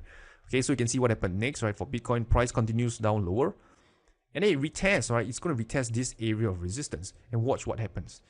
It didn't respect this area that we had drawn out earlier. In fact, it went deeper, right, to retest almost these highs over here. So you can see I just pulled it back out. Okay, so at this point, right, support resistance, it's kind of fluid, it's dynamic. You have to make adjustments to it from time to time. So if I were to look at this chart right now, okay, I wouldn't leave my line on my area of resistance here. I might shift it up higher, right, to take into account, right, the recent price move. So this one now would make more sense because it tested this one here once and then twice over here. So let's see what happens next. Then price, I'm going to zoom out a little bit. Price then retest this for a third time over here, and then it finally broke out. So price has broke out of resistance. So as you know, if price breaks out of resistance, what could possibly happen? Previous resistance could become support, right? Previous resistance could now become support. Buyers could possibly step in and push the price up higher, which it did in this case. And of course, all these charts are cherry picked, right? Just to, make sure that the teachings, the concepts that I'm teaching you, right, are crystal clear. In the real world of trading, right, there are often things will not go your way, and you have to be prepared for it. Okay, so in this section, right, it's about entry trigger. So let's do a quick recap. What you've learned so far. So far you've learned about market structure. It tells you what to do. Should you be looking for buying opportunities, selling opportunities, or to stay out of the markets? Then we covered about area of value. There are two things we covered in area of value. Support resistance and moving average. And these are tools that you can use, right, to tell you where to buy or sell. So market structure tells you what to do. Area of value tells you where to buy or sell. And now we're moving to the third component, entry trigger. This tells you when to buy or sell. Okay, so entry trigger, there are many ways, you can use. There are many tools out there to help you time the market, but what I find personally to be very useful is candlestick patterns. And I want to dive deeper into this section since I find it so useful. So what is candlestick patterns? So candlestick patterns is a method of reading a price chart. Of course, it's not the only way. You have bar chart, you have line chart, you have all the different types of chart out there. So candlestick pattern is just one of the methods to read a price chart, and it's, I would say, one of the more popular approaches. So how do you actually read a candlestick pattern? One thing to understand is that there is 4 data points for every candlestick pattern. You have the opening price, the closing price, and the high and low of the session. So if your candlestick pattern is, let's say, on a 1 hour time frame, then what you'll see is that the highest price point over the last 1 hour, and the low is the lowest price point over the past 1 hour. So a little bit more about candlestick patterns is that you can use it to trade different time frames. So for example, if you see a candlestick pattern on the 1 hour time frame, it simply means that on a 1 hour time frame, every 1 hour a new candle is formed. If it's on a 4 hour time frame, every new candle is formed every 4 hours. And if you're on the daily time frame, one candle is formed every single day. Same for the weekly, monthly, same concept. So now let me explain, how do you actually read a candlestick pattern. So you'll see primarily 2 types of candlestick pattern. One is green and one is red. But let's talk about the green one first. So remember I said that there are 4 data points. So how do you actually know where are the 4 data points? So very simple. For a green candle, it simply means, right, that the price has closed above, right, the opening price. So let's say this is like a 1 hour candle. Okay, let's say this is a 1 hour candle. So what it tells you that the price, right, has closed, right, higher than where it was 1 hour ago. So that's why it's green, right? It has closed higher compared to where it was at the opening price 1 hour ago. So that's why it's green. So the opening price will be at here, and the closing price will be here. This is the only way for the closing price to be above the opening price. The closing price has to be higher than it. So that's why it's green, it's bullish. So opening price once again is over here at this line, and over here is the closing price. We'll add in some numbers later on so you can see how it all makes sense. So what about here? This simply means it's the highest price point over the last 1 hour if you're on the 1 hour time frame. And this is the lowest price the market has went, right, during the past 1 hour, right? This is the lowest price point. So this is the highest price point over the past 1 hour, and the lowest price point over the past 1 hour. Of course, if we change this to a different time frame, to the 8-hour time frame, the daily time frame, concept is the same. So let's say we try the weekly time frame. Let's ignore the 1 hour, the weekly time frame. So what does it mean? It means that at this price point of the candle, that is the highest price point, right, over the week, over the past 1 week. And this is the lowest price point over the past 1 week over here. And this is the opening price of the week, and this is the closing price of the week. So same concept. So now what about red candle? So this is just the inverse. So if you recall, this over here was the closing, and this is the opening. So the closing price is higher than the opening price. That's why it's bullish. That's why it's green. But for a red candle, it simply means that the closing price is below the opening price. I repeat, right? The closing price is below the opening price for a red bearish candle. So your closing price has to be here. See? And over here is your opening price. That's the only way, right, for this candle to close lower, is if the closing price is below the opening price. And likewise over here is the highs, and this is the lows. Exactly the same concept. So if I were to, piece all this together, you will have a chart that looks like this. Okay, this is what I just said earlier. So a little bit more so-called technical definition if you want. So we call this color thing the body. And this line over here, we call this the upper wick or upper shadow, whichever whichever term that you prefer. There's no right or wrong over here. And this is what we call the lower wick or lower shadow. Okay, so this is how you read a candlestick pattern. Now, moving on, let me share with you how it looks like, right, on a real chart and how you interpret it. So I'm going to look at this currency pair. Let's look at the daily time frame. This is Aussie against the Japanese yen. I'm going to zoom in so you can see so we are on the same page. So you can see over here, I want you to pay attention to these numbers over here, right? This is the opening price. This is the highest price point over the last 1 day. This is the lowest price point over the past 1 day, and this is the closing price, and this is the percentage change, right, in pips. So this number will move, right, depending where my mouse cursor is, so pay attention. So let's look at the most recent one, this candle here. How do we interpret this? So let's interpret this together one by one. So for this candle, it tells you that this market opened at 83,589. So it opened at this price point, 83,589. The highest price point for the day is 83.788, which is over here, 83.788. The low of the day is 83.036, which is here. The low of the day, 83.036. And the closing price for this market for this day is 83.529, which is at this price point over here. Does it make sense? So let's do one more example. How about the dollar against the Japanese yen? Okay, now we have a green candle. So same thing, right? For this market, the opening price, what does it say? 109.248. This is the opening price, 109.248. Where is the highest price point for the day? 109.96. 109.96. Where is the lowest price point for the day? 109.193. Over here, 109.193. And where is the closing price for the day? 109.614. 109.614.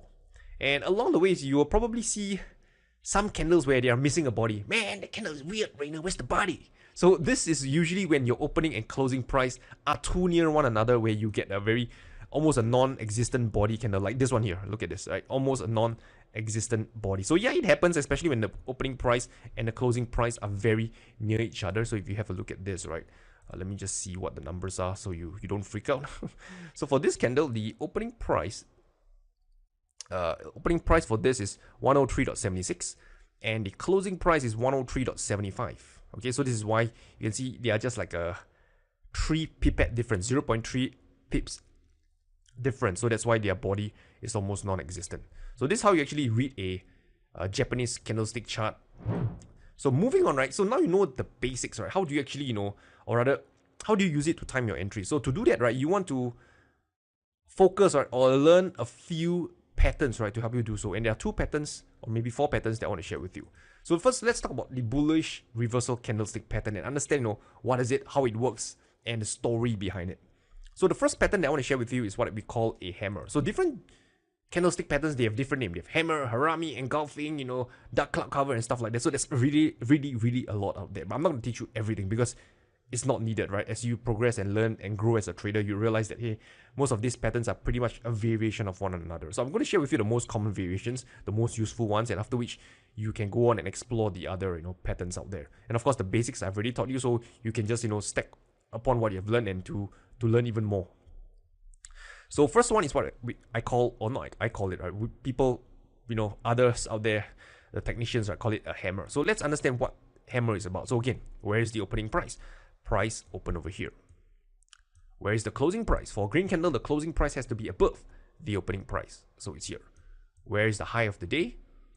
Over here. So let's assume that this is a daily candle, right? The high of the day is here, and the low of the day is over here. So what's the story of this hammer? So it's quite interesting, right? You can imagine, right, that when the market opened over here, the sellers, they were in control, like out of the gate, right? They're like barbarians, running out of the gates, and they pushed the market, they pushed the price down near the lows of the day.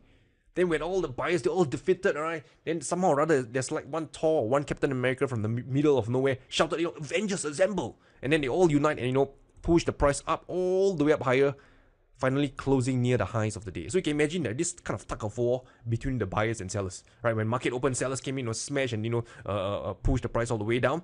Suddenly, sometimes in the middle of the day, the buyers, they woke up, right? They assemble, they unite, and they push the market all the way up to close near the highs of the day. So this tells you that, hey, the buyers are now in control. That's why they managed to push the price, right? Push the price all the way near the highs of the day. And this is what we call a hammer because it kind of looks like a hammer. Okay, so another pattern that's worth learning is what we call a bullish engulfing pattern. So the story is very similar, but this time around, it's expressed, right, using 2 candles. So for this one over here, this is a red bearish candle. So you can see that the sellers took control and closed the price, right, near the lows of the day. So the buyers were all defeated, injured, really painful. The next day, right, somehow the buyers, they got revived, right? They grew stronger, right? Maybe they put, a little bit too much steroids in their body or whatsoever, take some magic potion, and they push the price, right, to close near the highs of the day once again. So they pretty much has overwhelmed, right, the selling pressure of the previous day. How do I know that? Because you can see that the range of the candle or the range of the body over here was previously from this opening price to this closing price. But the next day, it opened low and closed even higher than the previous day opening price. So you can see that the buyers has even overwhelmed, right, the sellers, right, by even a little bit more. So this is what we call a bullish engulfing pattern. So next one, the opposite of bullish candlestick patterns, right? This is what we call the bearish reversal candlestick pattern. So there are 2 as well. This one is called a shooting star. So this is actually the inverse of a hammer. I'll just explain the story behind this. So since it's a red color candle, opening price is here, closing price is here. So what happened, right? So you can see that when the day started, right, let's say this is a daily candle, buyers pushed the price all the way up this higher and marked this highs for the day. And then suddenly, the sellers came in and, took control and pushed the price near the lows of the day, finally closing near the lows of the day. Right, so the buyers were, when the market just opened, really excited, woohoo, let's push the price up higher. Then somehow, middle of the day, things got depressed, maybe, he got reminded of his ex-girlfriend item, this ex-sweater, let me throw this sweater, let me sell everything. And then the market collapsed and sold off and nearly pretty much closed near the lows of the day. So you can see that initially, buyers, they had the upper hand, but they were overwhelmed by the sellers, right, towards the end of the day. So this is where you get a shooting star. So for this bearish engulfing pattern, right, it's pretty much similar story. So we can see for the first candle, it is bullish, right? Buyers were happy, woohoo, right? Celebrate, right? They have closed near the highs of the day. But for the second day, right, the sellers took control and pushed the price, right, all the way down lower, exceeding even below the lows of the previous day and even the opening price of the previous day. They closed near the lows over here. So we can see that the buyers, once again, they were defeated. Injured, hospitalized, and never. I don't want to say never to recover, because in the market it always goes up, goes down. So for now, I would say the sellers has temporarily won the war. Okay, for now. So let me share with you a few charts, right? So you know how this looks like on the chart, and you can see that all the different variations of it out there. So let me point out to you the first one. Let's have a look at, how about dollar against the Japanese yen. So you can see over here, this one looks something like a in between a shooting star and a bearish engulfing pattern. Then we have this one as well, more of a shooting star. If you look at other example like euro against the USD, you can see over here, this is similar to shooting star, but the difference is the body of the candle is green. So again, when you trade the markets, right, it doesn't mean that it has to be a textbook example, it has to be red color. Sometimes it can be green as well, but the meaning is pretty much the same, because if you look at this, right, this is the price rejection that you have seen, right? The buyers tried to push the price up higher but got overwhelmed by the sellers and finally closed, right, near the lows, near the opening price of the day. Over here you have a bearish engulfing pattern, right? Look at how this range of the candle has, overcome, right, the body of the previous day. And this is a bullish engulfing pattern. Notice how the body of this candle has, is larger, right, and close, right, even above the highs and the opening price of the previous day. This is a bullish engulfing pattern. And then this is another bearish engulfing pattern. And yeah, so later we'll look at some chart examples, in terms of the market structure, area of value, entry trigger, and stuff like that. But for now, let's do a quick recap.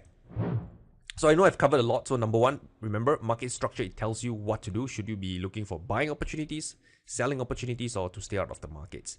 Then we have area of value, which tells you where to enter a trade, where. And finally, the thing that we just covered, entry trigger, tells you when to enter a trade. And by the way, if you're enjoying this training so far, smash the thumbs up button. If you are not, then hit subscribe and then smash the thumbs up button. Now, moving on, let's look at some real world trading examples and to combine the trading strategies, techniques, and concepts that you've learned, right? And see how we can apply it to the real world of trading using real charting examples. So this is the chart of dollar against the South African rand, as you can see over here. This is on the daily time frame. So first and foremost, let's ask ourselves, what is the market structure? So when we are trading the markets, this is the first question that we want to ask ourselves. What is the market structure? This would tell us what to do, whether to be a buyer, seller, or to stay out of the markets. So if you look at this market structure, we see a series of lower highs, lower highs, lower high, and lower low, lower low, lower low. So we can see that this market, the market structure is in a downtrend. Second thing, the area of value. Let's put it AOV. Is there an area of value over here? So area of value could be things like moving average, support, resistance. So from what I'm seeing over here, there is an area of value over here. I can just use this tool over here, and to draw this area of resistance over here. I'll just change this to black color. Okay, so now we have an area of value over here. So do we have a valid entry trigger? So remember the candlestick module or section that we just covered. This over here looks like a bearish engulfing pattern. All right, so let's pull it a bearish engulfing pattern. So from the looks of it, right, we have a numerous factor, right, working in our favor. Number one, the market structure is in a downtrend. Area of value, the price is at resistance. Our entry trigger, we have a bearish engulfing pattern that's being formed. So in this case, right, we can look for a short trade, right, to short this market in expectation of lower prices. And of course, right, this is clearly a cherry pick chart, and in this case the price went in our favor. Okay, so now moving on, let's look at another trading example, right, using the market structure, area of value, and candlestick patterns that you've just learned, and use it to help you make a trading decision to know whether to buy or sell. So again, let's revisit, right, what we have learned. Number one, ask ourselves, what is the market structure of this currency pair? This currency pair is New Zealand yen on the 8-hour time frame. So market structure, as you can see, this market structure is in an uptrend, price forming a series of higher highs and higher lows. Here, higher low, higher low, higher high, higher high. Okay, what about area of value? Can you see it being near any area of value? So from what I'm seeing over here, the price has retested this area of support, right? Support, support, and support. And also previously, this was actually resistance. So price broke out of this swing high resistance and became support. Now, what about entry trigger? Is there any signal entry trigger that tells us, hey, it's time to enter a trade? So if you look at this candlestick pattern, right, this over here, what does it look like to you? This, right, I would say it's close to a bullish engulfing pattern, but as per the definition of bullish engulfing pattern, this isn't quite one because this green candle didn't cover the body, right, of this red candle. But that isn't going to stop us and say, hey, no, this is not a bullish signal, it's not time to enter. Because if you read the candlestick pattern, if you read the price action, it's telling you that the buyers, they did, right, close higher for the day. And they did show you signs of strength, right, closing near the highs of the day and almost, right, the previous day opening price. So it closed pretty strongly. So this few reasons, right? The market structure, the area of value, and the entry trigger, right? Is the story is telling you that, hey, you can now look for a buying opportunity.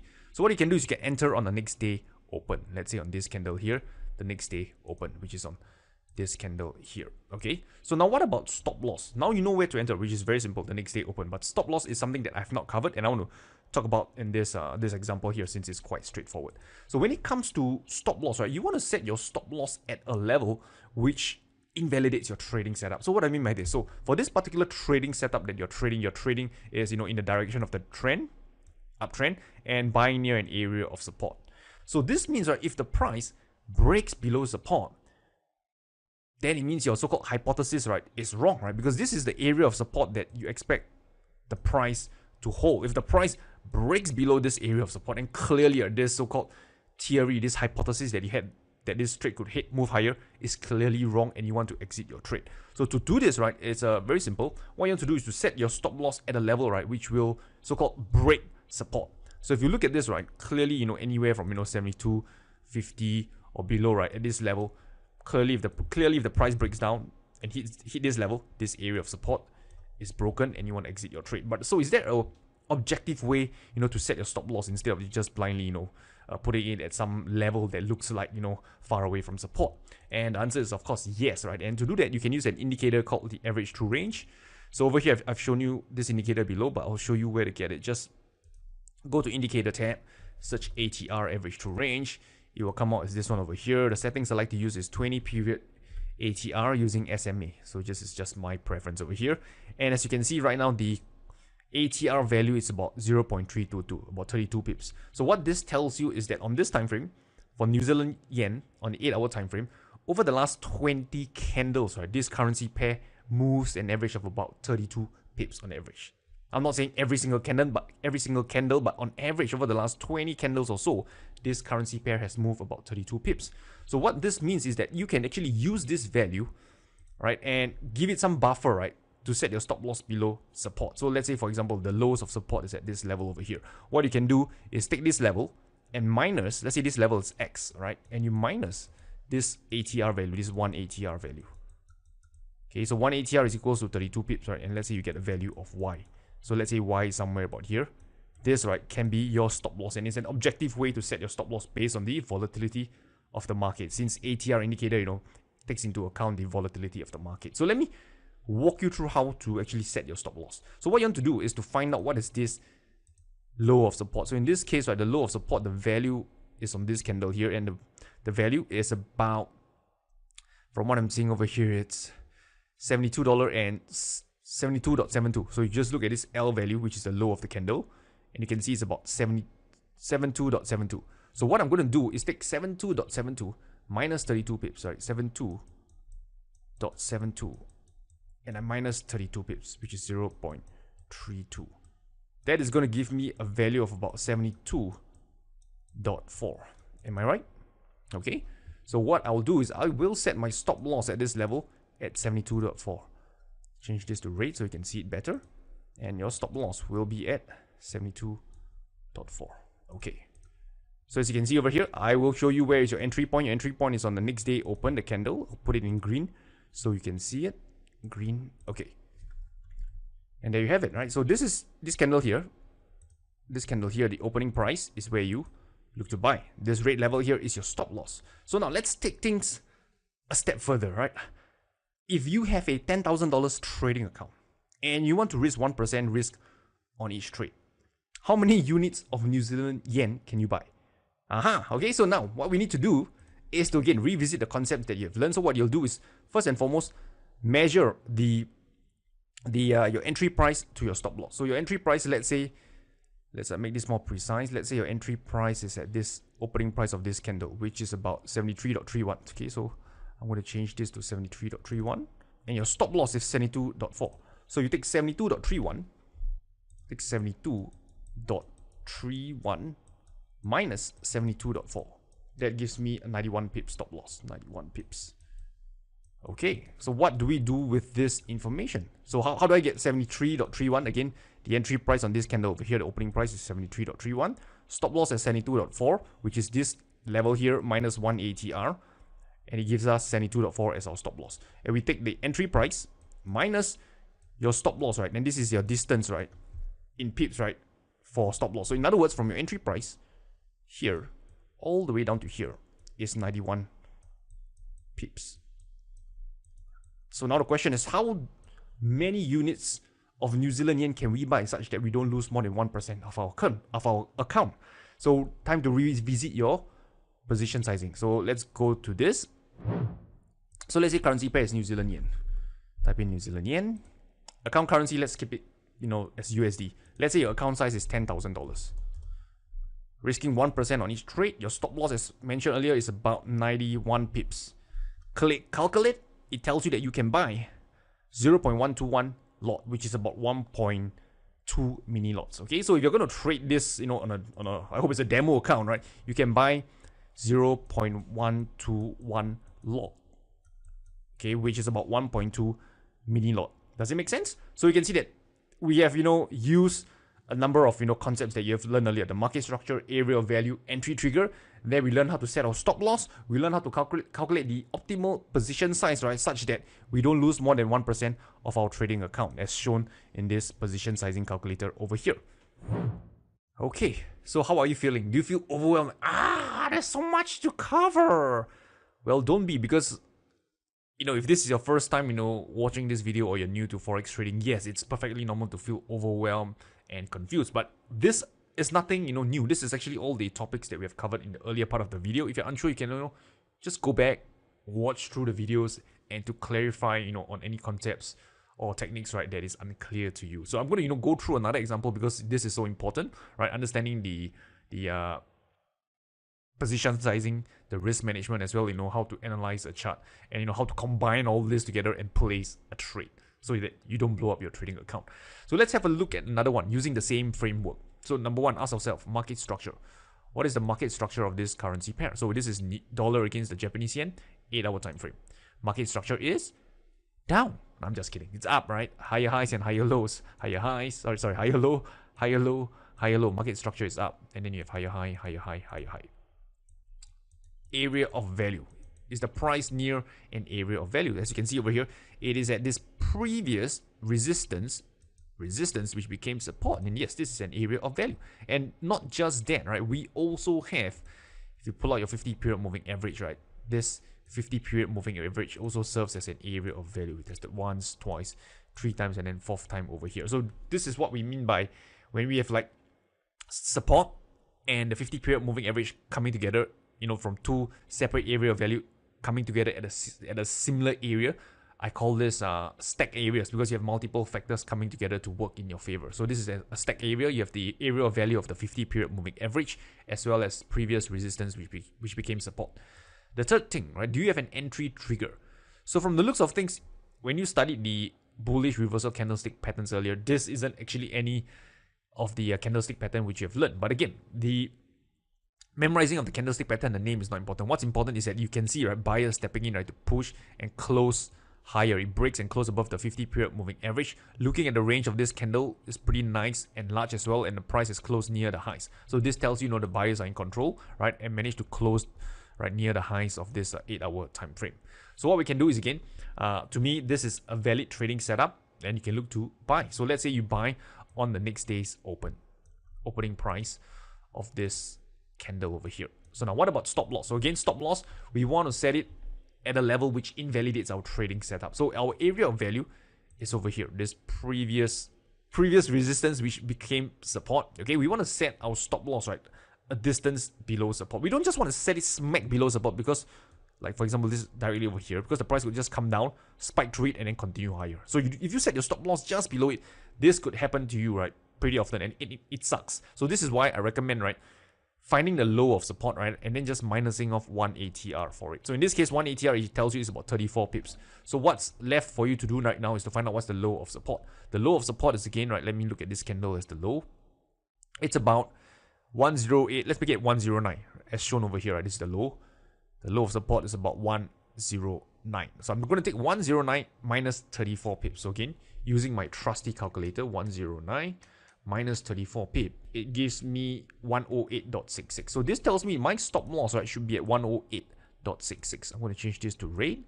I am going to also change the coordinates to 108.66. Okay, this is my stop loss level. Great. So now I want to take things a step further, right? You know how to set your stop loss. You know your entry is at this price over here. Okay, let me just change this to green about here. Entry price is like this candle open, which is about 109.88. Okay, let me just change this to 109.88. So another thing to talk about is your target. So far we have talked about the trading setup, right? Market structure, area of value, entry trigger, to know when exactly to enter a trade. I shared with you how to set a proper stop loss so you don't get stopped out too early. And the final component that I want to add as well is to where to take profits, right, if the market moves in your favor. So coming from, let's say, a swing trading perspective, and bear in mind, there are many ways to take profits. I'm going to share with you one method, which is what we call swing trading, which is in essence, right, just capturing one swing in the market. So this is like one swing, right, from this retracement, then we pull up one swing. This is one swing. This is another swing. So basically one move in the market. I'm going to share with you how to do that. So to capture one swing in the market, we usually want to set our target profit at before, right, previous swing highs or low in the market. So you know what is swing, right? This is our swing points: swing high, swing low, swing low. So if you're long, right, you want to exit right before the nearest swing high, because this is where potential selling pressure could come in, and push the price lower. So you want to set your target before it. So in terms of target, I would say a reasonable target could be at this price point over here, before this. Remember, this over here is an area on your chart, not a line. So don't set your target, right, just, one pip below this highs, because remember, it's an area. The price may not get to that high, right, before it starts to reverse. It could just, come close into that area, doesn't hit the highs, doesn't hit these highs over here, and then it starts to collapse. So if you're too, greedy with your take profit, you set it at these highs over here, or even over here, you're making it difficult for the market to, give you a profit. So be reasonable with your targets. So my recommendation is to set it before the swing high. So let's say we set it somewhere about here, right? This I would say is reasonable. And let's change this to blue color. Okay, so let's say our target is at, let's put it at a number that is easy to understand. 107. Let's say 72, okay? Okay. So now if you look at this right now, you can see that where is your entry price, which is this green line over here. Where is your stop loss? This red line over here. Where's your target, which is this blue line over here. So now again, let's revisit, position sizing, since that is so important, right? That is what keeps your account intact. Let's find out, right, the size of our stop loss. So basically from entry price to your stop loss, right? What is this distance over here? So again, just take the entry price minus the stop loss. So what you can do is you can pause this video and do the math with me and see whether you get the answer correct. So I'm going to take 109.88 minus 108.66. Right, so basically I'm taking this green number minus this red number. It gives me about 122 pips. Okay, that's the distance of my stop loss. So in essence, from here to here is 122 pips. So now let's use this number and find out, right, how many units of dollar against the Japanese yen can we buy such that we can still adhere to our risk management. So to do that, just go to look for dollar yen. This is the currency pair you're trading. Okay, let's say your account currency is funded in US dollar as well. Account size, let's say now you're a baller, right? 100,000 units your trade. Your account size is $100,000. And let's say you are still that same, prudent trader. You still risk 1% on that trade. Well done. Stop losses 122 pips, as we have mentioned earlier. I think it's about 122 if I'm not wrong. Yep, it is. Then you're just gonna click calculate, and it tells you that you can buy now 0.899 standard lot. This is equivalent to about 8.9, I would say 9 mini lots, right? If you just round it up, it's about 9 mini lots or 0.9 standard lot. So in other words, okay, if you have a $100,000 account and you're risking 1% of that account, let's say 1% is $1,000 of your account, and you're trading this currency pair dollar against the Japanese yen, your stop loss is 122 pips. Okay, how many units of this currency can you buy? And according to that risk management or rather position sizing calculator you saw earlier, it's about 0.9 standard lot or 9 mini lots. It's actually 0.899. I just rounded up to make my life easier. So that's how you combine all these different elements together, this concept strategies, right, to make sense, right, out of your forex trading career. So let's now take things one step even further. Okay, so this is actually stuff we've covered earlier. I'm just revising it. So we're going to take things a step further, because one thing that you might not notice if you look at this, hey Rainer, this is my entry price, this is my stop loss, and this is my target. It seems that my stop loss over here, okay, let's call it SL, stop loss, is kind of smaller than my profit target, right? If I just pull it out, let's call it TP, target profit. My stop loss is wider than my target profit. And if you are thinking along those lines, you are absolutely correct. You can actually use a tool like this over here, okay? Just use the long position one to help you assess, right, your risk to reward ratio. So just pull this tool out, right? Just click this one, choose long. And if you're going to click, let's say you click on this green line, this thing will come out. So the way we're going to do it is that we're going to adjust this thing, right, such that this level here is at our stop loss. Okay, and this one over here is at our target, the blue line. And this over here is smack at our entry point, which is fine. And you can see something very interesting. What it's telling you, how you actually make use of this tool, is that you can see you are risking 122.2 pips, right, which is your stop loss. 122 pips. And this over here, 84.7, is your target profit, what you have targeted, which is about 84 pips. So in other words, if you look from a risk to reward standpoint, you are risking $1 to potentially make back 69 cents as shown over here. 69 cents. How do I know it's 69? You can see over here, risk to reward ratio 0.69. You're risking $1 to make 69 cents. So it's not exactly very favorable, and most traders will say that's not really a trade that I want to take, and I can perfectly understand that. So what can you do to make this risk to reward on your trade more attractive? So now there are a few things that you can do. Number one, you can of course, right, shift your target up higher. Okay, to a point where you now, okay, you're risking $1 and make $1.37 back in return. But as you know, to put your target over here, it's a bit of a, I won't say it's a stretch, right, since this is a trending market. But what has to happen is that the market, right, has to break above these highs to get to your target. So that's like kind of like a little bit more work, right, for the market to go through to reach your target. And I would say that's a lower probability, right, since the market has to break through above this swing high. But again, right, in the context of this price action that we are seeing, I wouldn't say that it's impossible, because we are after all in an uptrend. But if it's a range market, right, that is, I would say, clearly a very bad decision. So let's say we don't touch the target, right? Let's keep the target the same. Let's say around this level over here. Okay, this is our target, right? So what else can we do to make the risk to reward more favorable? What we can do is, again, we can shift our stop loss. We can make it tighter, right? Shift it up higher. But again, we don't want to mess with our stop loss, because our stop loss is at a level where it reaches, right, it will invalidate our trading setup. You don't want to exit your trade while the setup is still valid. It doesn't quite make sense, right? You want to be buying at support, and support is not broken, but you already exit your trade. That's not very, wise. So the last thing that you can still do is to adjust, right, your entry point. So your entry point right now is about 109.88, which is this green line over here. This is your entry point. What you can do is to use a buy limit order. See, this is one of the orders that we have mentioned earlier, to use a buy limit order to enter at a more favorable price. So what if we shift, right, our entry price to somewhere about here at, let's say, 109.5. Okay, so let me just adjust this, just double click this. Let's say our entry price now is at 109.5. Our take profit level, the price, we keep it unchanged. Our stop loss level, we keep it unchanged as well. And we click OK. So now if you look at your risk to reward right now, you can see now you're risking $1 to potentially make $1.45, as shown over here. $1.45. Now your risk to reward, right? Let me just put it 1 over here.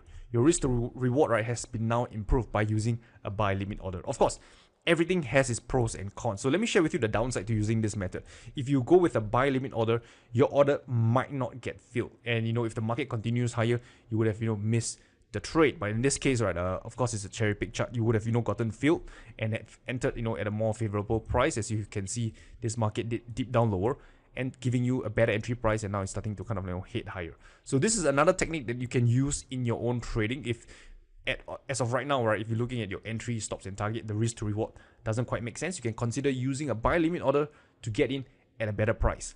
But a few things that I would caution you is to not adjust your original stop loss, because that is at a level, right, that is planned, right, to set, right, where if the price reaches it, it will invalidate your trading setup and you want to get out of it. Don't make it too tight, because sometimes a slight spike, right, might get you stopped out of your trade if your stop loss is too tight.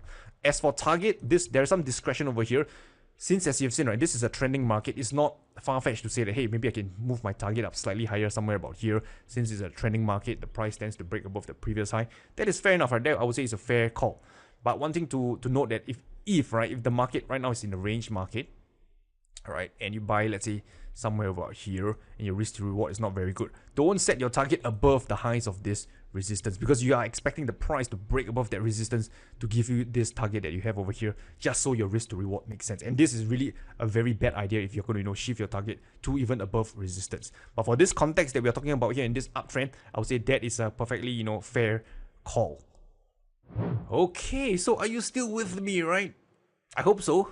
And if you are, smash the thumbs up button. But if your mind, your soul is wandering elsewhere, then hit the subscribe button.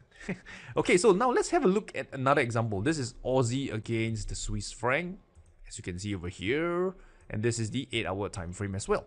So, you should be a pro already by now. You should even know what I'm going to say. First thing first, market structure. What is this market structure? From the looks of things, this market is in an uptrend. Higher high and higher low.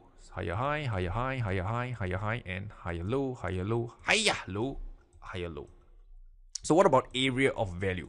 So clearly this one here, you can see that this market is at this area of support. Entry trigger. Do we have any valid entry trigger to enter a trade? Wow, we have this nice bullish engulfing pattern. Okay, so this candle has reversed and closed above the previous day closing, or rather the highs of the previous day, closing now near the highs of this day. So this is bullish. Great. So what we can do is that we have a number of factors working in our favor.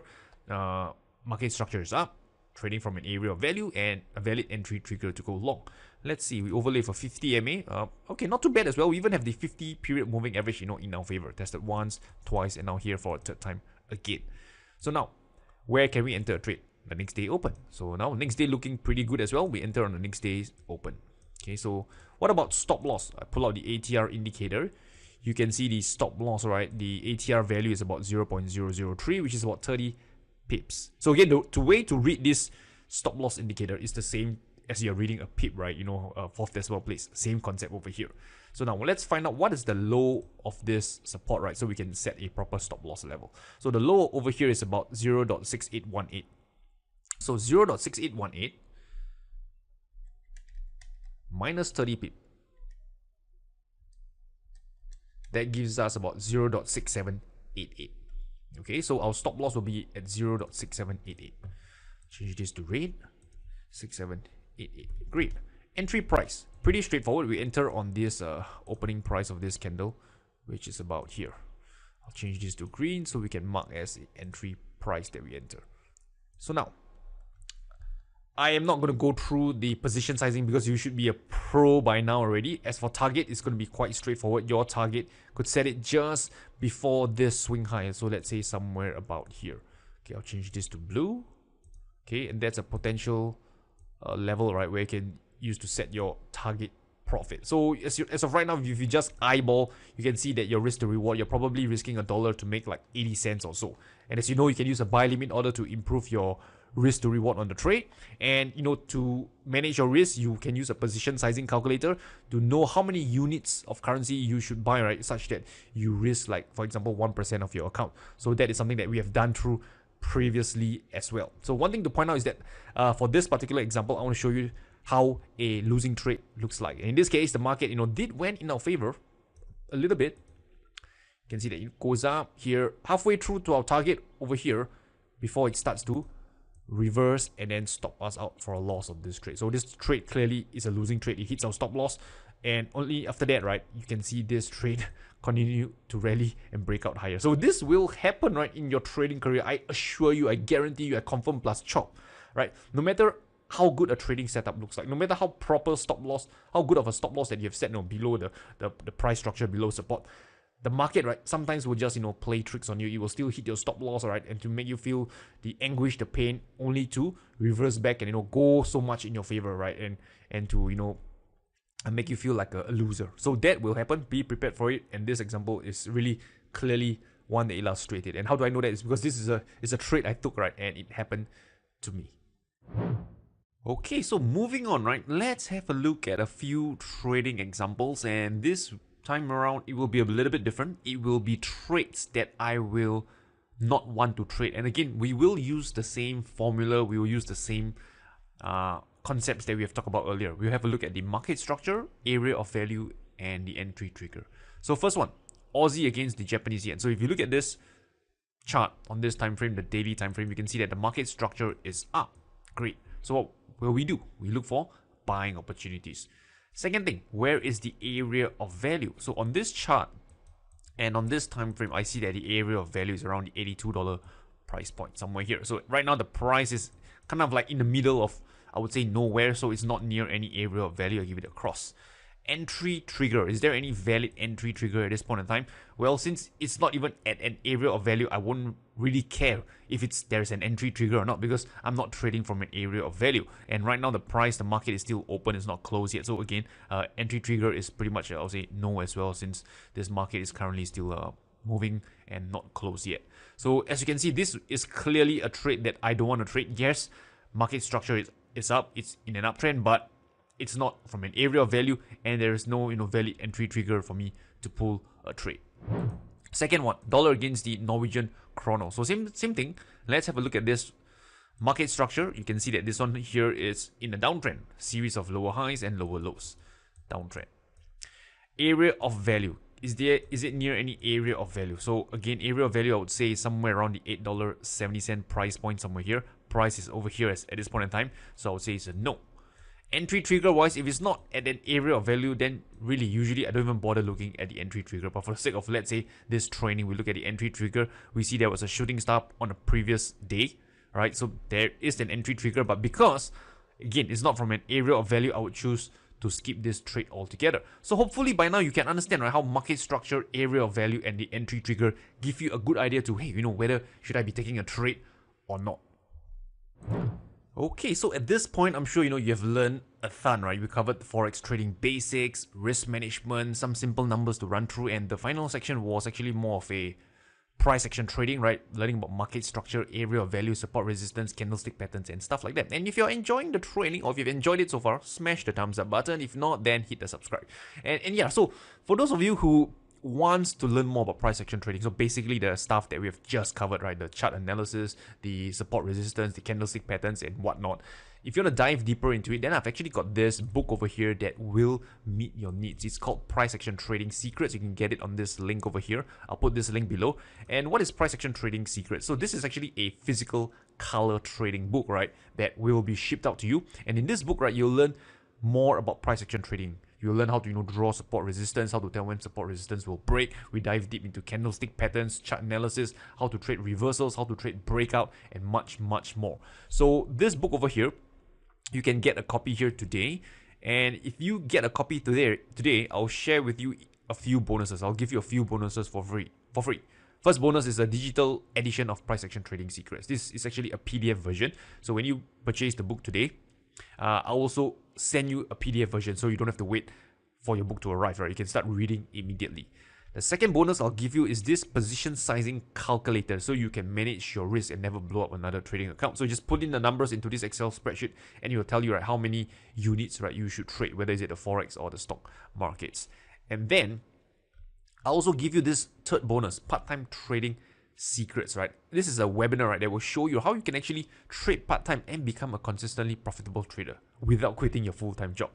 And one special thing, as you can see on this page over here, I'm giving away 3 bonuses, but for you, the one watching right now, I'll throw in a special unannounced bonus, and the bonus that I'm going to give you, the fourth bonus, is actually the slides, right, of my presentation. So all these slides over here, this entire slides, I will give it to you. So this way, as you're watching this video, and if you want to take notes, at least you have all these PowerPoint slides with you. You don't have to manually take notes and to find out what you've learned. All is in the slides. You can have a copy of the slides, and it'll help you with your further revision or or further learning, right, in the days to come. So all this, right, will be given to you for free when you invest in price action trading secrets today. And if you're wondering, right, well, hey Rainer, what if I don't like price action trading secrets? No worries, because we have a money back guarantee, right? As long as you let us know this, for whatever reason, within the first 60 days, that hey Rainer, I didn't see any value in this book whatsoever, we'll gladly refund you in full. So just go to this website, priceactiontradingsecrets.com, click on it, right? You'll be brought to this checkout page over here. So just go to the page, right? You see all these blue buttons along the page. Click on this blue button. You'll be brought to this checkout page at the bottom. Just fill in your name, your address, so we know where to ship the book to you. And this book is like what, $12.90 for those of you who are living in the United States. For those of you outside of the United States, it's like $18.90, and that includes the cost of printing of the book and the shipping fee. That's it. So go to priceactiontradingsecrets.com, right? Get your copy of it. With that said, I wish you good luck, good trading. I will talk to you soon.